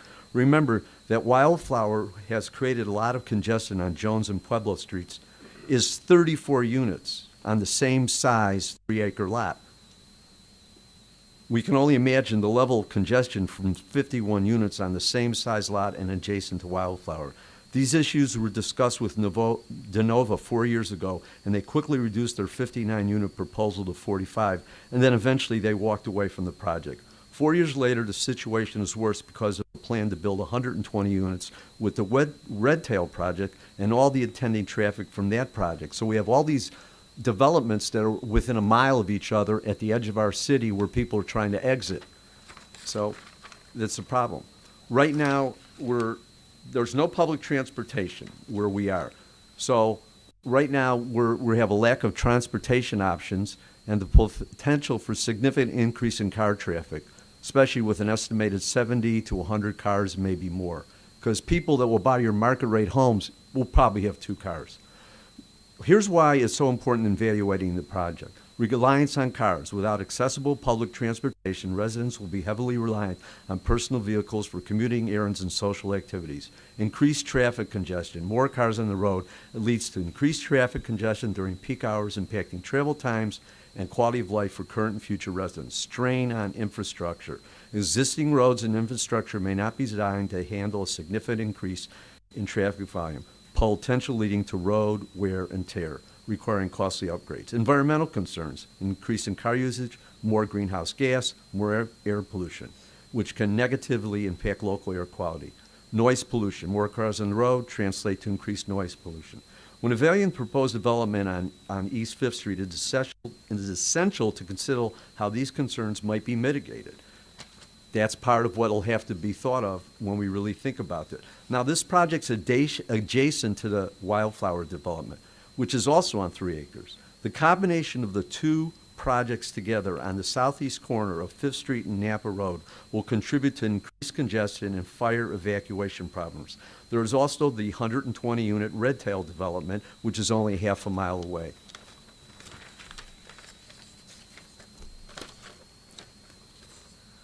Highlighting is a critical point about the cumulative effect of all these things. Cumulative traffic impacts, fire evacuation concerns. Sonoma Valley faces a unique challenge due to the geography with limited north-south evacuation routes, primarily Highway 12 and Arnold Drive, and a few lateral roads such as Napa Road. Napa Road has always been a place and a thoroughfare, so it's very essential that that's a place where people can move out. So with increased population density without corresponding improvements to evacuation infrastructure can drastically increase evacuation times during wildfires or other emergencies. We do not want to end up as another Paradise, California. And that's a concern of the people in this room and all the comments that you got from people. Sonoma Valley has a significant portion of its developed infrastructure with the wildland-urban interface where housing meets forests, scrubland, and grasslands. Over 80% of structures destroyed by California wildfires between 1985 and 2013 were in such zones, including recent Sonoma Valley wildfires. So we need comprehensive planning. One thing I would just like to add before I go, there is we talk about infill and infrastructure on the corner on 870 Broadway. On Broadway and MacArthur, across from the hotel, there is a lot for sale. Meridian Capital, it's owned by Morgan Bank. The hotel is not developing it. Why aren't you looking to develop something in that infrastructure? It's 2 acres. And they've already are annexed. They're part of the city. They don't have to go through all of that stuff. Why aren't you looking in that area? Anyways, thank you for the time. Thank you. Thank you.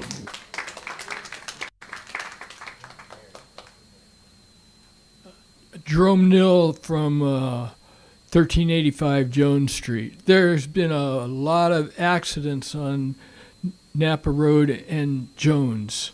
Lots of them. It needs a turn lane there. If you could put that in your traffic study, I'd appreciate it. Also, there's increased bicycle traffic. We need bicycle lanes. And so please include them in your traffic studies. And thanks. Thank you.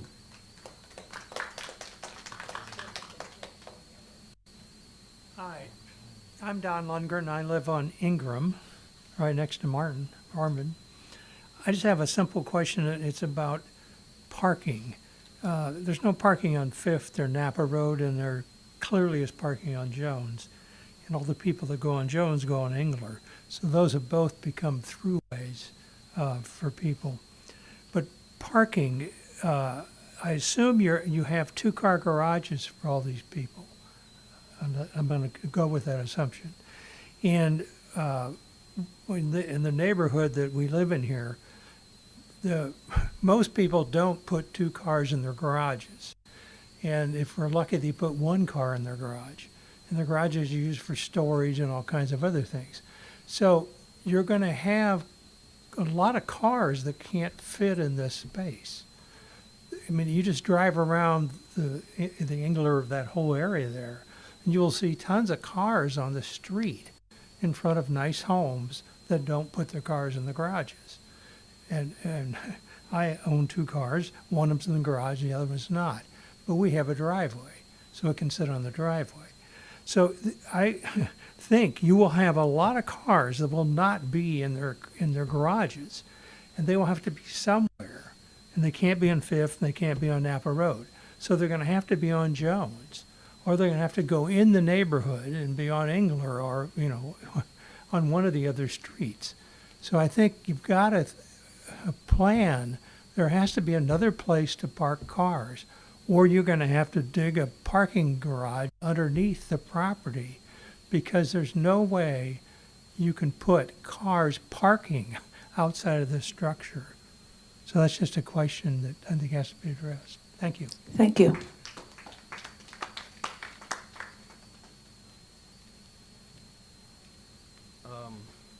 My name is Jesse Ortiz, and I live at 20525 5th Street East.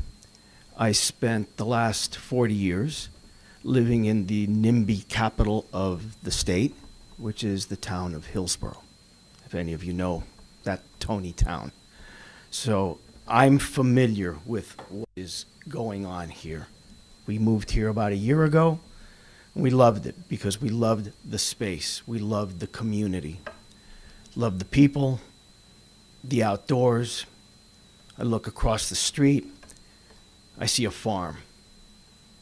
Down the road a little bit, vineyards. It's a beautiful, beautiful area. I understand the pressures that all of you, all of us are under to bring more housing. You have worries about fines and what the state's gonna do, but let me tell you, if you don't build more, you're not gonna be alone. There are very few towns or cities in this state that are going to reach the goal or what's been set by Sacramento.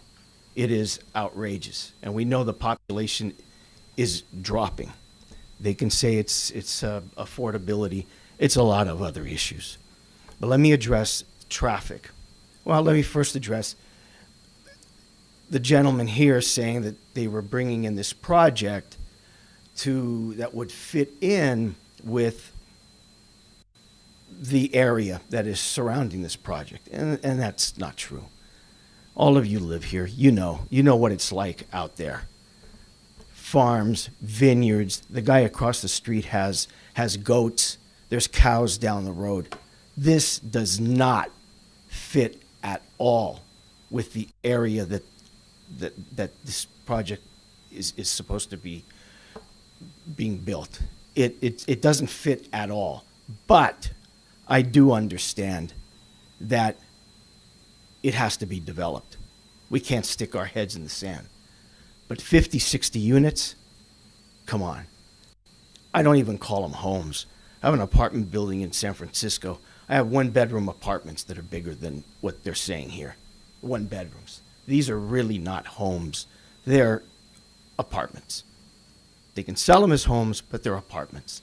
And that's not the style of living in the area where we are on 5th Street East.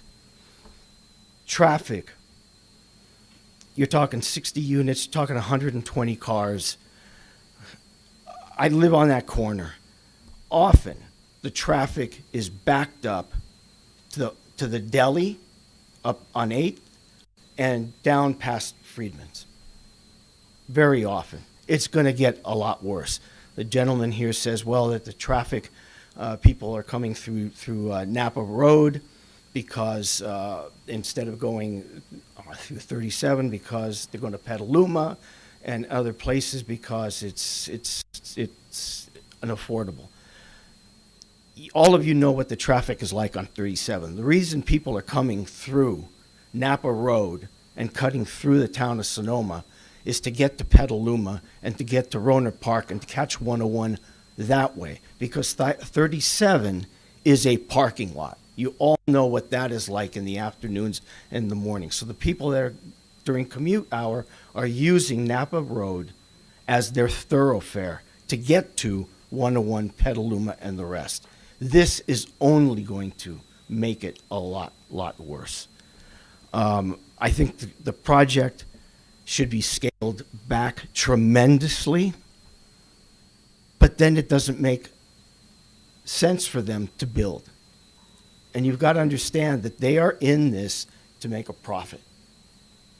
That's their business. Okay? But what we're here for is to maintain a community and to do the best that we can to maintain that community through growth that makes sense, that's reasonable. believe me, this project is not reasonable. It's grossly aggressive. I'm not familiar with the zoning that, you can get 11 units or 10 units per acre or whatever it is. I'm just asking that all of you consider the quality of life. Think about the poor guy who a year ago spent $7 million on the house next door to this project. How do you think he feels? I'm surprised he's not here. Maybe he's somewhere else, but he knows about it. His place is going to drop 30%. Anyway, think about quality, not quantity, okay? Please think about it.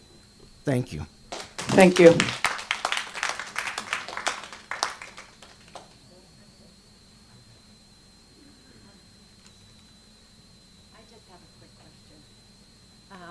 Patty DeFern, 465 East MacArthur Street. On the map, you show two streets that dead end, and I don't know if they're going to be cul-de-sacs or what's going to happen, or do they back up to a future street? So that's my question. And the map's gone, so I can't really show you what I mean. Pardon me? Oh, they do dead end. Okay, all right. Okay, so that's my question. I think that's going to cause more problem on Napa Road and 5th Street East. I actually work in Petaluma. I'm on that road every day. And what they talk about at the time that I go in the morning, a lot of people don't really see, but I see it, and it's back to back. Napa Road is back to back. So we've got to come up with some kind of solution somehow. Thank you. Thank you. Hi, Nikolai Matheson, 373 Saunders Drive. Just two quick things. One, I think density is the real issue here. Honestly, if you walk through wildflower development at 11.5 units per acre, it's pretty dense. And to propose something that's even out of scope at 20 units per acre, I know there's a profit motive and you deserve a profit motive, but that just seems unreasonably dense for that particular environment. Second thing is, I live on Saunders Drive, and we constantly have cut-through traffic. When Napa Road gets backed up, then people hang a left, and they cut through our neighborhood, and they drive fast. And sometimes you'll see 2, 3, 4 cars at a time drive up to Denmark, and then go up Denmark in order to come out 8th Street East and avoid that traffic jam at 5th Street. So another development with more cars on the road, et cetera, would just increase that nightmare. So thanks for your consideration. Thank you.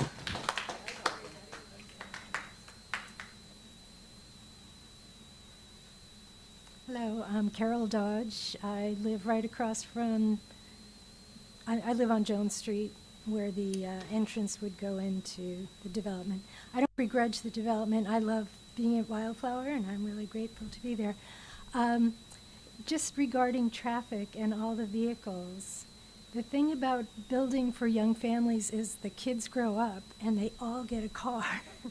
So you might have parents with 2 cars, and then the kids are getting their cars, so there's 2 more cars in that family. And there's just nowhere to park, as you can see. Jones Street will, unless it is widened, it will lose at least 6 or 7 parking spots. So that's all for now. Thank you very much. Thank you.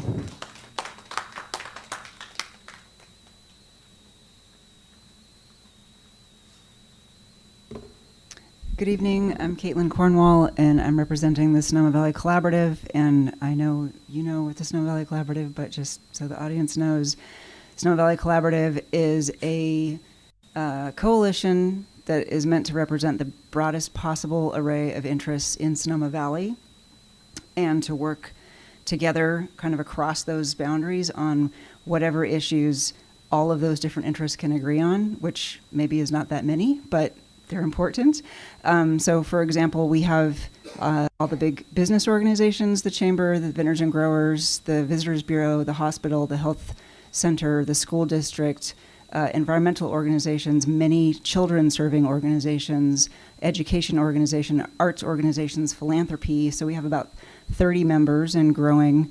And we spent a lot of time talking across all of those different interest groups to figure out if there was something that they all agreed merited their time and their investment of their social capital that would improve the community of Sonoma Valley. And the thing that rose to the top by a long shot was infill affordable housing, because businesses cannot hire, nonprofits can't keep staff, 70% of the people at the hospital do not live here. They cannot find places to live.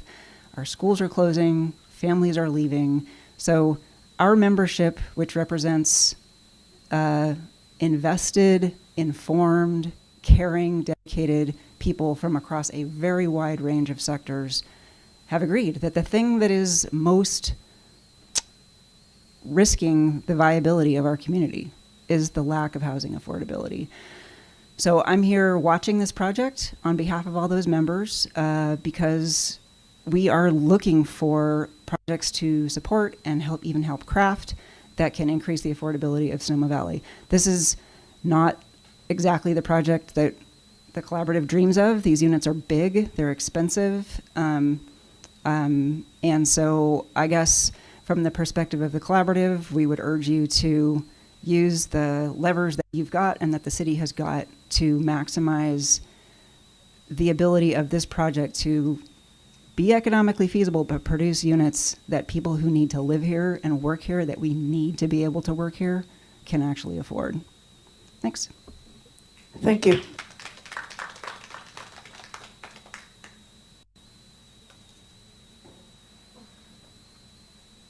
Hi, I'm Folia Grace. I live in Puebla Avenue. So my only comment is that in addition to this project, there seems to be in the general plan an idea that the area in the south will be a commercial gateway. And so we've got this project by Coger, this project, maybe a roundabout plan. And I don't think I've lived here for 15 years, ever been involved or asked if we want that area annexed, if we want these things, or been involved in any way. Because we're not in the city limits, but now this is impacting us. So I would ask for some engagement with the people that live in that area as we consider these projects. Not only this one, but the others that are planned. Thank you. Thank you.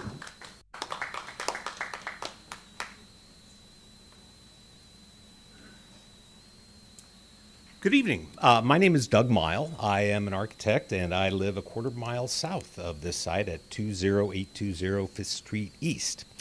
This is deja vu all over again, and I am just concerned because 4.5 years ago we addressed pretty much all of these issues.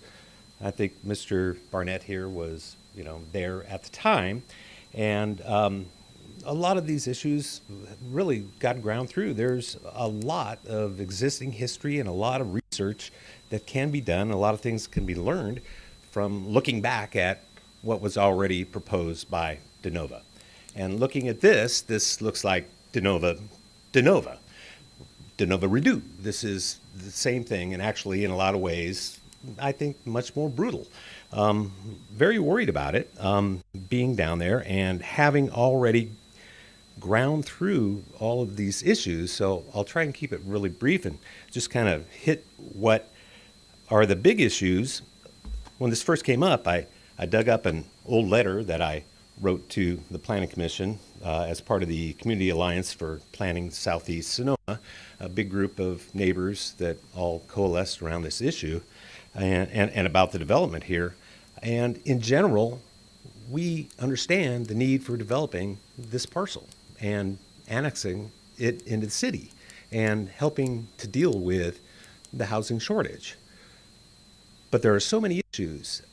I do not envy these guys. As an architect, I know that this is probably one of the toughest projects, and bringing it around again in this same form kind of disappointed me. I would think that somebody would have looked at it and say, okay, we'll bring a different approach to it, but we're seeing pretty much the same thing, and it's fairly standard developer fare. I've worked for a lot of developers. You come in with a big thing and, get it all chiseled down to something that works for everybody. But we've already kind of been through all of this.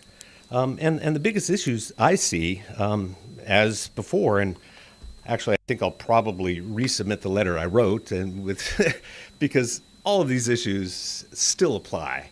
And I'll just go through them as quickly as I can.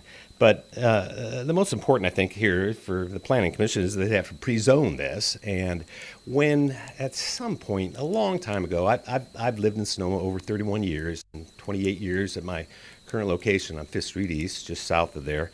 But the parcel in question was pre-zoned at mixed use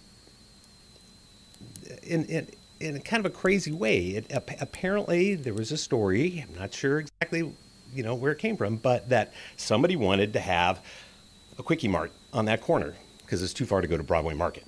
So, let's make this, the easy access. And in no way, shape, or form can that parcel be considered a mixed-use parcel. I mean, even the general plan indicates that mixed use is supposed to go in between commercial and residential, and there's no commercial anywhere near this parcel. Mixed use there is crazy, and so therefore the whole premise that the mixed use housing would apply with no other mixed use uses involved in the project just seems ridiculous. And at the time when this was reviewed, it seemed to me the consensus of the Planning Commission that was a mistake in the past and that needed to be addressed. And I fully support that this Planning Commission create an ad hoc committee to study this issue before this comes up and wastes any other developer's time and money and everybody else's time. And,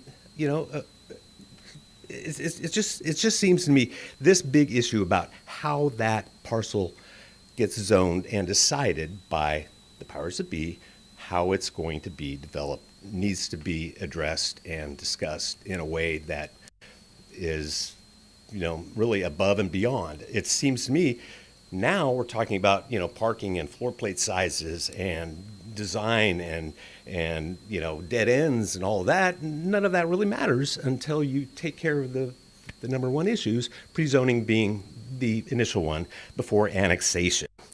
Annexation itself is just a huge issue because, in my view and many others, that annexation of this creates the responsibility for the street front of Napa Road and 5th Street East and the intersection, that lovely intersection I drove through every day, is now part of the city. And that has to be addressed as part of this. And so, again, I think this is like the hardest project I could imagine. I really feel sorry for anybody who would want to come in and try and do this because this has to be addressed. There's no way that you can develop that parcel without addressing the intersection. Whether it's a street light, a roundabout. I looked at the roundabout. It'd be tough to make it work. Street light best, but we're talking crosswalks, sidewalks, everything involved. All the drainage at that corner is very difficult. Third big issue is that this is a gateway to Sonoma from Napa. And you come in, and if you come in and you drive in, you see a 2-3 story, basically an apartment blocks, large apartment blocks on that corner right after driving through rural, unincorporated Sonoma. That is to be very jarring. And I've always supported some kind of a buffer element, some kind of a design that would be appropriate at that corner because it kind of sticks out as a bulb. There are opportunities for daylighting the creek and bringing in a water element there and making a buffer zone so that anybody who lives in any development in that corner will not be as affected by the traffic and the noise. I live a quarter mile away, but I hear the noise from that corner, and it's substantial, especially 6 o'clock in the morning. Exactly on time, one truck with the screeching wheels comes through. So other issues, including the environment, a big thing that we found out is that obviously the entire site will have to be flattened sub-excavated, recompacted, raised 5 feet in order to get the sewers to drain to the west, because that's where you're going to make the connection. So it's huge. It's not. This is not something that simply can be fixed by looking at a plan. It's very three-dimensional.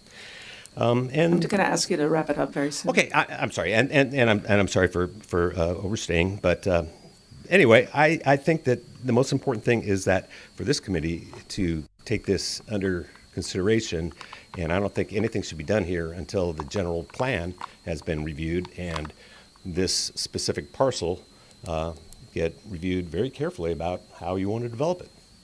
Thank you very much. Thank you.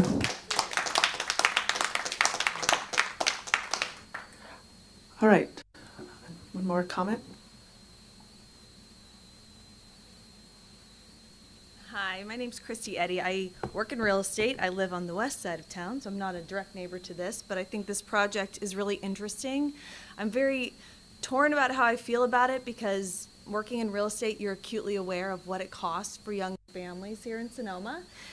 And man, I'm all for making it more affordable, and you watch what's happening, the trickle effect to our public schools, etc. So I'm torn on this issue. I don't have a solution, but I do have some questions. Although, can I ask questions, or is everyone just commenting? Is this like... These are public comments, but you're welcome to ask questions. Okay. I noticed that as I was sitting there with my little list going, but well, first off, I guess I'm curious if the city is going to limit what we're deeming as affordable, because I think, a few of us in this room work in real estate, and when you sell a house that's $850,000 and you have an HOA associated with that, if you're at a 6.5% interest, the families who are buying at the $850K range are usually on a 3.5% down. They're not at 20% because that's so dang much money cash up front. So you're looking at 3.5% down. And just running quick math on that plus an HOA fee, we're at about that $7,000 a month payment. So I just think it's like a good perspective on when you talk about $1 million townhome, like what does that really cost a young family and how much money you have to make to afford, and I'm bringing that down to $850. So that's just a reality check for everybody on like real numbers. Today's market, we're looking at $7,000. So that's a comment, but I do have a question. So, I think it was Marvin in the very beginning. There were 51 units at where this pencils. The other thing I'm aware about is what building costs are, and they're high. They're crazy high. So I respect that fully. But I wonder, Mockingbird was able to figure this out with less units. So, maybe there's an option here that is less units, because here we've got Wildflower across the street, then we've got Mockingbird. It was less units, and somehow that was able to be done, and done recently over on 5th West and MacArthur. So I think maybe we could look at some options that are lower, even though I'm kind of understanding that 51 was where this penciled, which I can appreciate. And then in terms of the locations being considered, so I think Marvin, again, said across from Broadway on MacArthur, across from MacArthur Place Hotel. I think there are some other sites in Sonoma that could be really valuable to look at too, because then we're not running into this 4-way stop issue. We're right along Napa Road. I love that Broadway site across from MacArthur Place Hotel. I'm sure they wouldn't love that. They're probably listening now, but that's a really good spot too that already is annexed already. And it is a site that could be maybe developed into some of this, the term affordable housing. And then also I think I didn't quite understand this in the beginning, but what is the timing on a project like this? I don't know if I can ask that question, anyone can answer, but what does that really look like? Like, we're talking about annexing, are we talking like years from breaking ground, or what? Like, just help us in the room in some layman's terms, like timing of this. Is this like commentary where we can't? Or can anybody help understand, like, just... So this time frame, you're going to be providing comments, and if you have questions within your comments, you're welcome to do such. The chair can then ask the applicant or staff the questions that they want to ask. Okay. Thank you. I think that's it. I was just looking, I just wanted to understand timing on it too. So I think this is great. In general, I guess coming from the bracket of trying to afford these, I do appreciate what's happening here, and I think Sonoma, it's great for people to know in this room that, you know, unfortunately, I work with almost all second home buyers because the primary can't afford around here, and that's a sad thing, you know. I was just had a lovely chat with some women in the back. My parents were teachers. I grew up in Kenwood.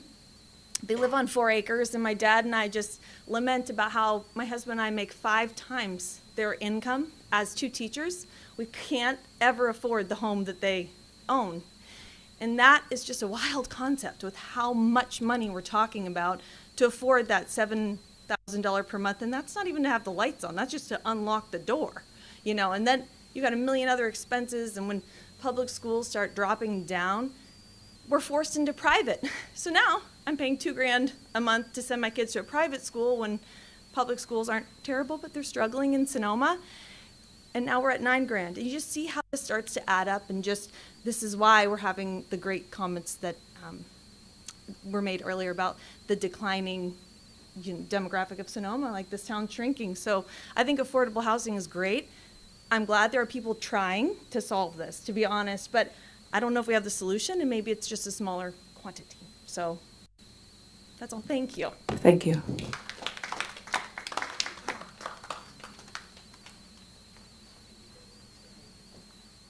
All right, I don't see anyone coming up to the podium. Oh, one more. Hello, Logan Harvey, 380 East MacArthur Street, Sonoma. I live near the project, and I just want to speak in support of it. I appreciate the woman's comments before. We've continued to see young people leaving Sonoma. We've continued to see schools shutting down. We saw the birthing center shut down as well. We need young people. Whether or not we like them as a town is not clear. Funny, but it's true. We don't seem to. And so projects like these provide some amount of an opportunity or a hope or like a glimmer that maybe a young person could move here and live here and have children here and work in our shops and shop in them. You know, you hear from business owners even that there's a lot of trouble for them to even have people come in and buy things because nobody, you know, the people that have money here already have all the things that they want, and, you know, young people that buy things can't live here. And then we reject every opportunity that we have for housing. I mean, SDC, in my opinion, is a perfect location to put 1,000 homes. I'm fully supportive of that project, but we had people that already own homes protest it. And Broadway and MacArthur was offered as a location for housing, and we had people, pretty sure people in this room, seek with that and make sure that that couldn't happen either. So I just want to speak in support of this project. I think 51 units is fine. I think 61 units is better. I don't care that they have to grade it. That's what you have to do to build on property. Shocking. That's what every single person that owned a home in Sonoma, we had to cut down trees and grade for their property too, connected to sewer and adjust for traffic and the rest of it. I think roundabouts are great. I think we should embrace them. And I'm just hopeful that the new law that basically blocks CEQA from stopping housing projects applies to this property, and that we can get it through without lawsuit after lawsuit after lawsuit after delay that continues to rise the cost for the developer and then for the end user of the home, which might possibly be somebody over 75. Thank you. Thank you, and welcome back. All right. I don't know if you'd like to, in a brief way, just give an idea about timing for folks. I know nothing can be pinned down, and then we'll go to commissioner comments. Thank you, Chair DAMBACH. In terms of timing, the way we're sort of approaching this, general estimate is it'll take anywhere from 6 to 9 months to go through the entitlement process and get hopefully earn your approval here before the Planning Commission. At that point, I believe it's another 3 months to go through the LAFCO process. And so we're looking at sort of like possibly anywhere from 6 months to a year to entitle the project. Then that becomes a permitting scenario with the city. And so we have to, obviously develop construction drawings and permit with, the building department, the city engineer, et cetera. And that generally also takes another 6 months to a year. And so in terms of breaking ground, I think we're looking at anywhere from 18 months to 2 years. Thank you. All right, thank you everyone for your comments. I'll now open it up to the commissioners for any final comments. Commissioner Barnett. Well, just a few things for the benefit of the audience. There's been discussion about the regional housing allocation numbers, commonly referred to as the RHNA numbers. The agency that formulates those numbers is an agency called ABAG, the Association of Bay Area Governments. It represents a number of the municipal and jurisdictional entities that surround San Francisco Bay. They were designated by the state as the regional planning agency responsible for coming up with the RHNA numbers. This is not something that the city comes up with. We were able to participate in the process by responding to their number assigned to us. So from a technical standpoint, it's numbers created by an agency outside of our area, not something that was created with the input of the community. Secondly, the state has passed innumerable housing-related laws over the last several years, many of which remove jurisdictional authority from this body and from the city overall as it pertains to housing. I'm not sure which, if any, of those laws are going to intersect with an application like this, but it's important for the community to understand that the options that the city has in approving or disapproving a project, these discretionary decisions, are far more limited today than they have been in the past. And that's a simple reality of the legal framework we are working in. And the Attorney General, Bob Bonta, has made it perfectly clear and publicized widely the efforts that he's been making to sue jurisdictions that are not upholding the state law.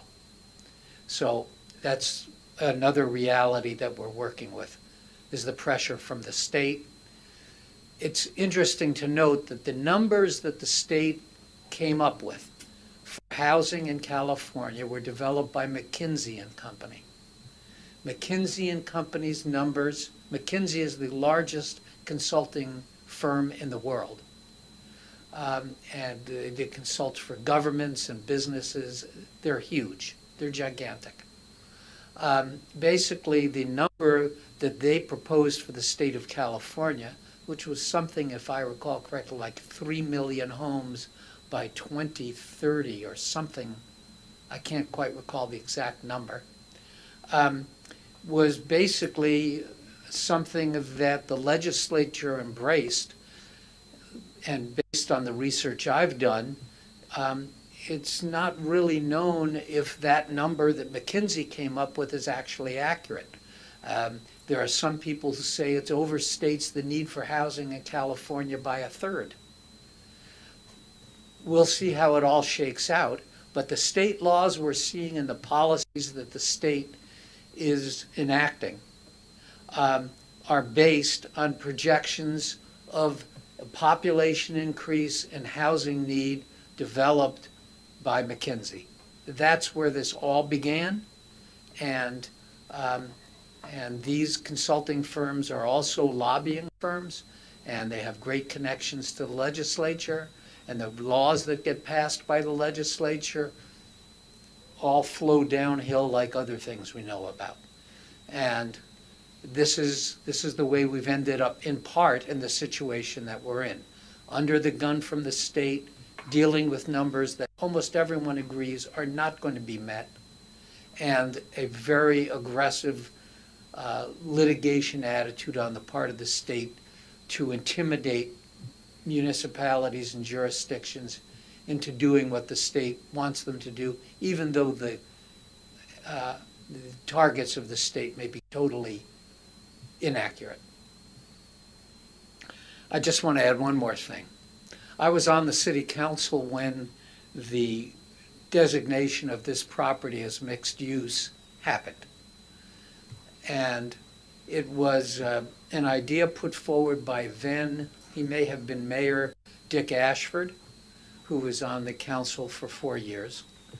And his feeling was at the time, and this all seems quite long ago, I was on the council 20 years ago, the notion of, oh, this property is going to be developed one day, what would we like to see there, was really pie in the sky. You know, thinking about what might we do over the next 20 years.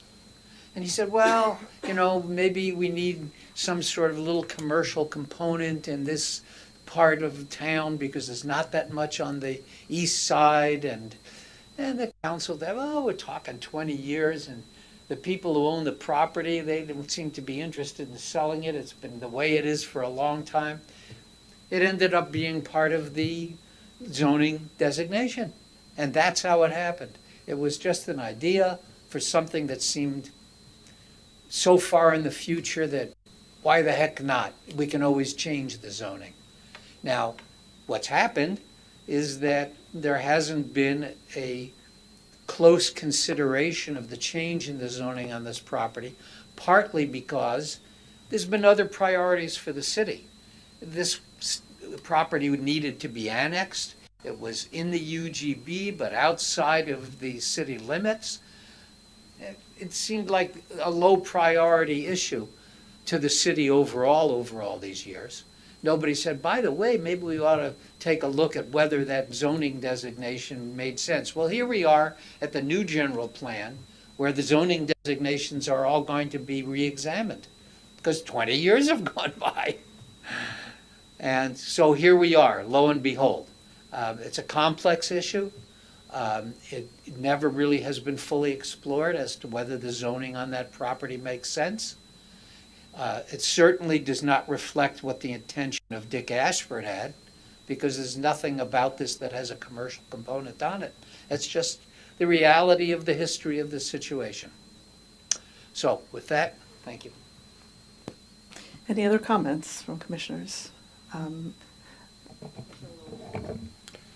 Since this is a study session, you're looking for input from the commission, I'll hopefully give you some input. To me, this parcel has not been addressed in the way that it should be. The idea that the fronts of houses along Napa Street are going to face Napa Street suggests to me that the architect neither sat on the corner of Napa Street and watched the traffic go by and consider that in the livability of homes, nor did they consider the context of the surrounding properties in placing what is a standard formulaic way of addressing a site plan for a townhouse home subdivision.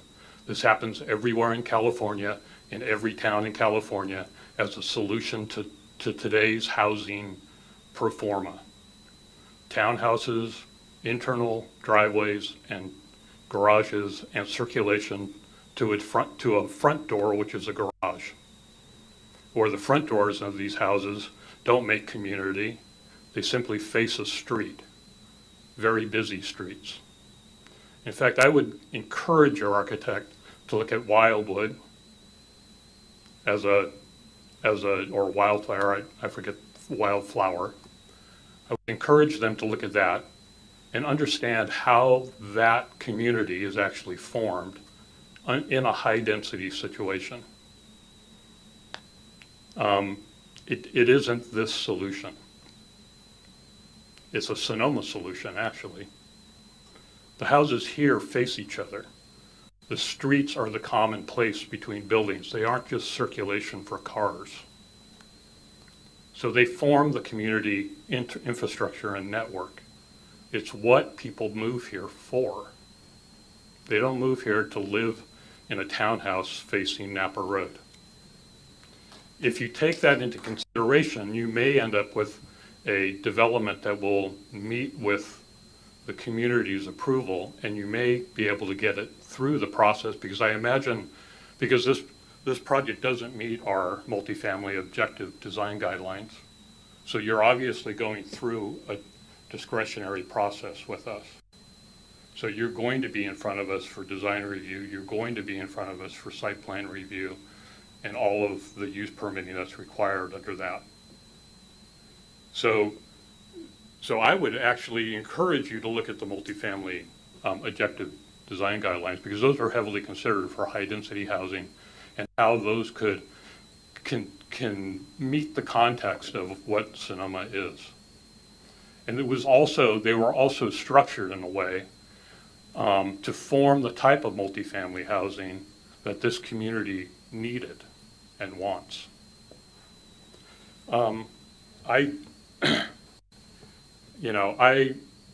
The site planning is the place that it starts.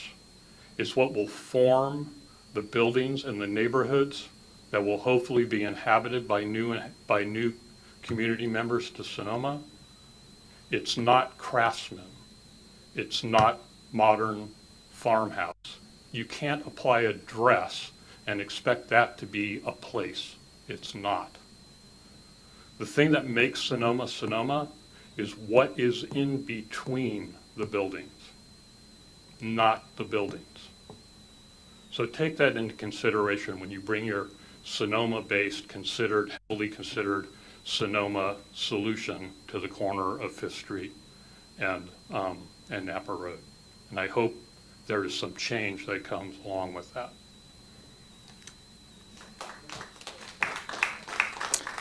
All right, no other comments. I want to thank the applicant and staff for bringing us a study session. And then this will conclude this particular item. Thank you for the public comment. All right, we'll move on to our last item for discussion. It's 5.2, discussion and direction on minor modifications to non-residential structures such as awnings. All right. For Kate's Community Development Director, so last night we introduced, the City Council introduced the ordinance for design review. But recently I had a request for an awning in the plaza, and I was like, how would I apply this new code we just finished to that? And thought of it a little bit stronger. So right now, the way we have it written is anything within the public view on non-residential would be a major design review. And so I wanted to bring that back to you guys with some just thoughts. I wanted thoughts from you all if that's the level of detail that you want to have brought to you at Planning Commission, because it's not a sign. So it's not going to fall within our sign. It's an actual awning. And your thoughts. So awnings or other architectural features or things that serve purposes that don't change the structure of the building or they're easily removable is kind of the way I was thinking about it. I'm not thinking of like, oh, X building wants to do all those lovely foam surrounds. Like, no, that's not what I'm talking about. I'm really just wondering mostly about awnings at this point. I haven't had anything else come forward that really triggered my brain and trying to figure out how to apply. So I wanted to get your feedback. And so based on just from, again, this is discussion. I don't have anything for you. But then with that, I could either bring back kind of a policy interpretation or, move forward with, as we've discussed, is anything that's visible on a non-residential building is going to come to you. Or I can bring forward a amendment and make it maybe a minor design review or an exemption. So, feedback. Commissioner Barnett.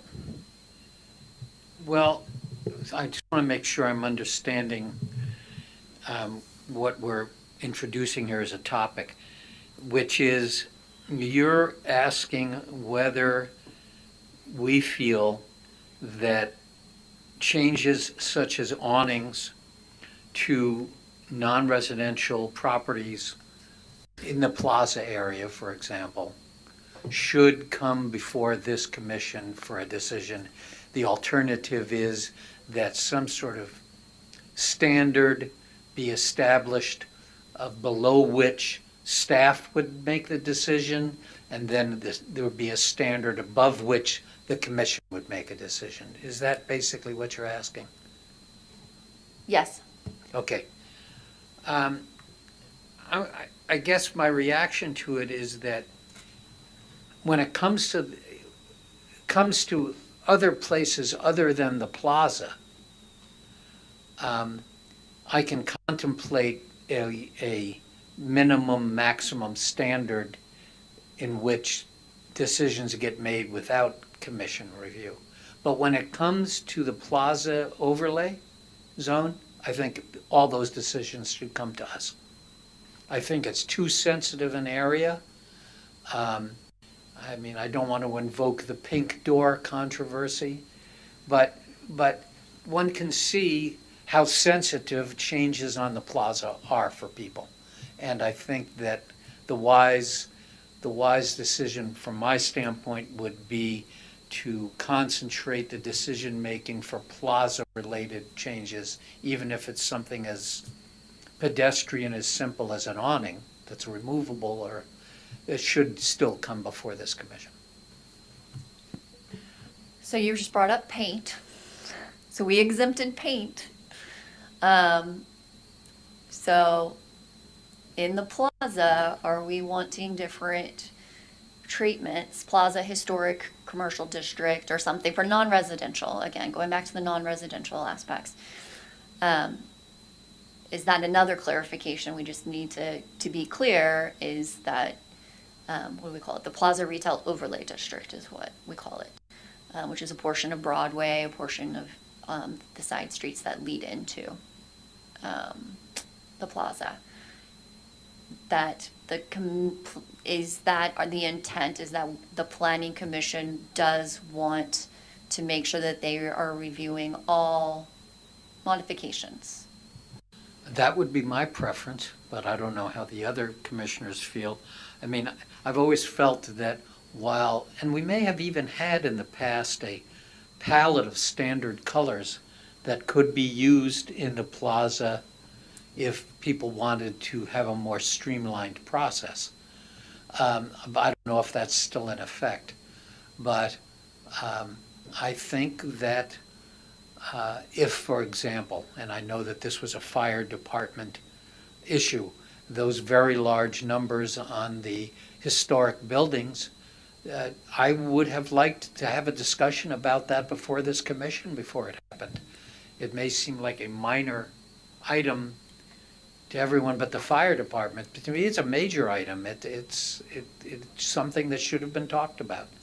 So I just feel fiercely protective of that historic district, and I don't want to leave it open to too much interpretation.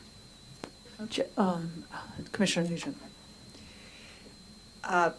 Regarding paint, it being a much more permanent in its application and its color choice than an awning, I would think that that would come before us.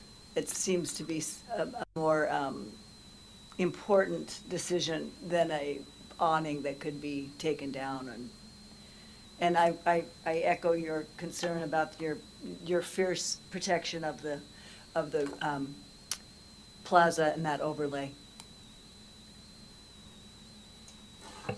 I have a question about historical properties. So would they get an historical evaluation based on an awning, or would that also need to be discussed? Depends on the awning, honestly, and what modifications are to the building itself. So even when we're putting on buildings on some of the, we added an awning to Capoeira.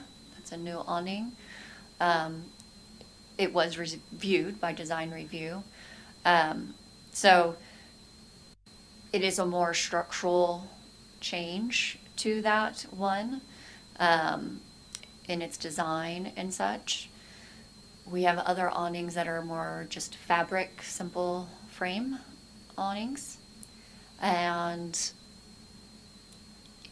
when it is historic, we want to make sure, well, even if it's not historic, we want to make sure that they're compatible with the design and its placement on the structure as well. So if there are specific standards, things like that, that we want guidance to provide for design review, we can do that. We're going to be doing some of that with the signage component of awnings as well. It's kind of more going back to, it's not signage, it's a new feature on a building, maybe in the Plaza overlay. Commissioner Latimer.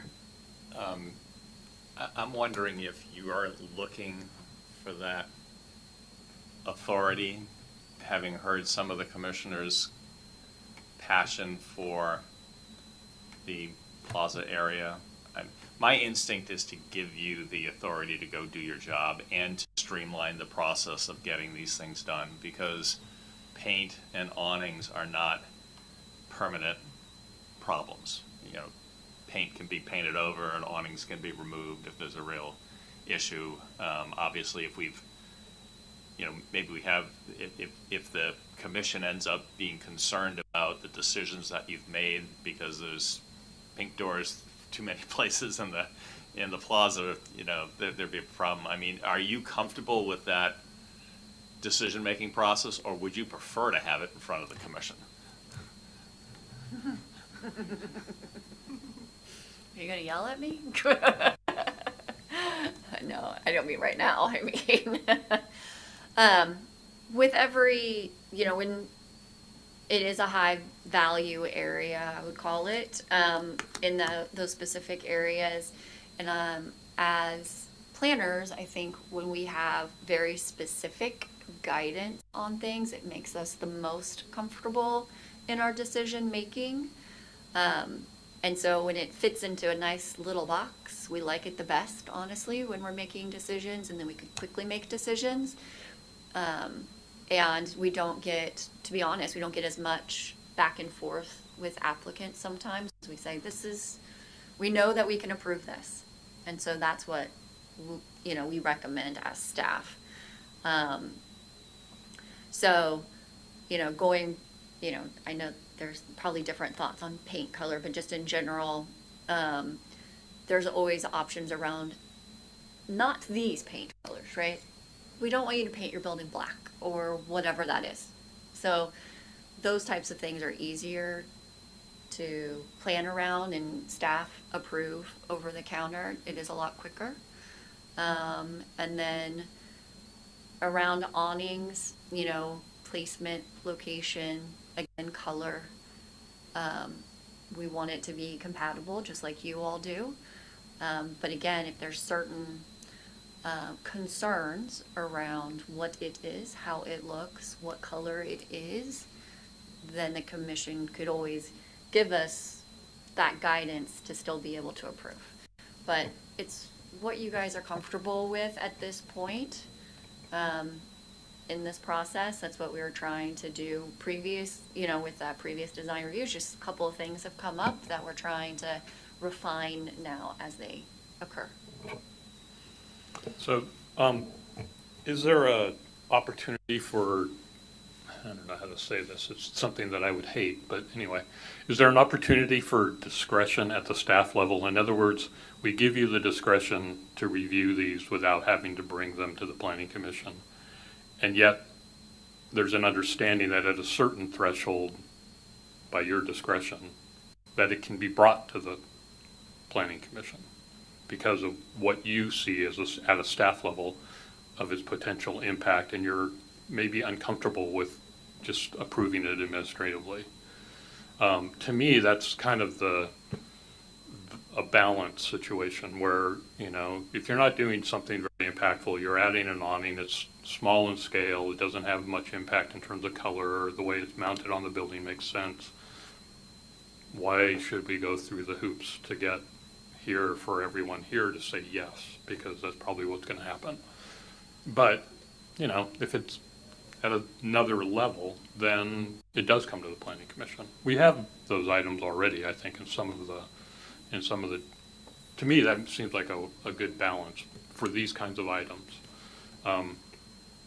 Paint, I happen to agree. Paint is one of those things, it's a personal choice. It adds variety to our community. The idea of a standard palette of colors means that the buildings are going to be a standard palette of colors, because that's the easy way through the process rather than some variation. So, that's where I stand on paint. But an awning's a physical structure, and an awning, we've included seating outside, and the sun shines, and so it's comfortable to sit outside under shade against a building. And then I think of places where we all think of, like Paris. Does Paris have an awning ordinance?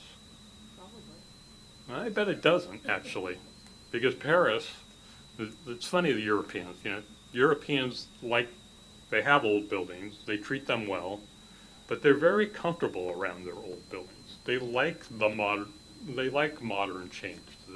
They like it to fluctuate with living in that area. So, that's where I come down. I think there is a threshold where it's obvious that it should come for review, that it has some significance, that it should come for review. And then there probably are many that don't really rise to that level. Yeah, I'm of the same mind. I think that if we can create some criteria for you all to make a decision, kind of baseline criteria, and also a mechanism for which you can escalate it, so that hopefully most of the requests will go through a ministerial process. Yeah, I'm of the exact same mind.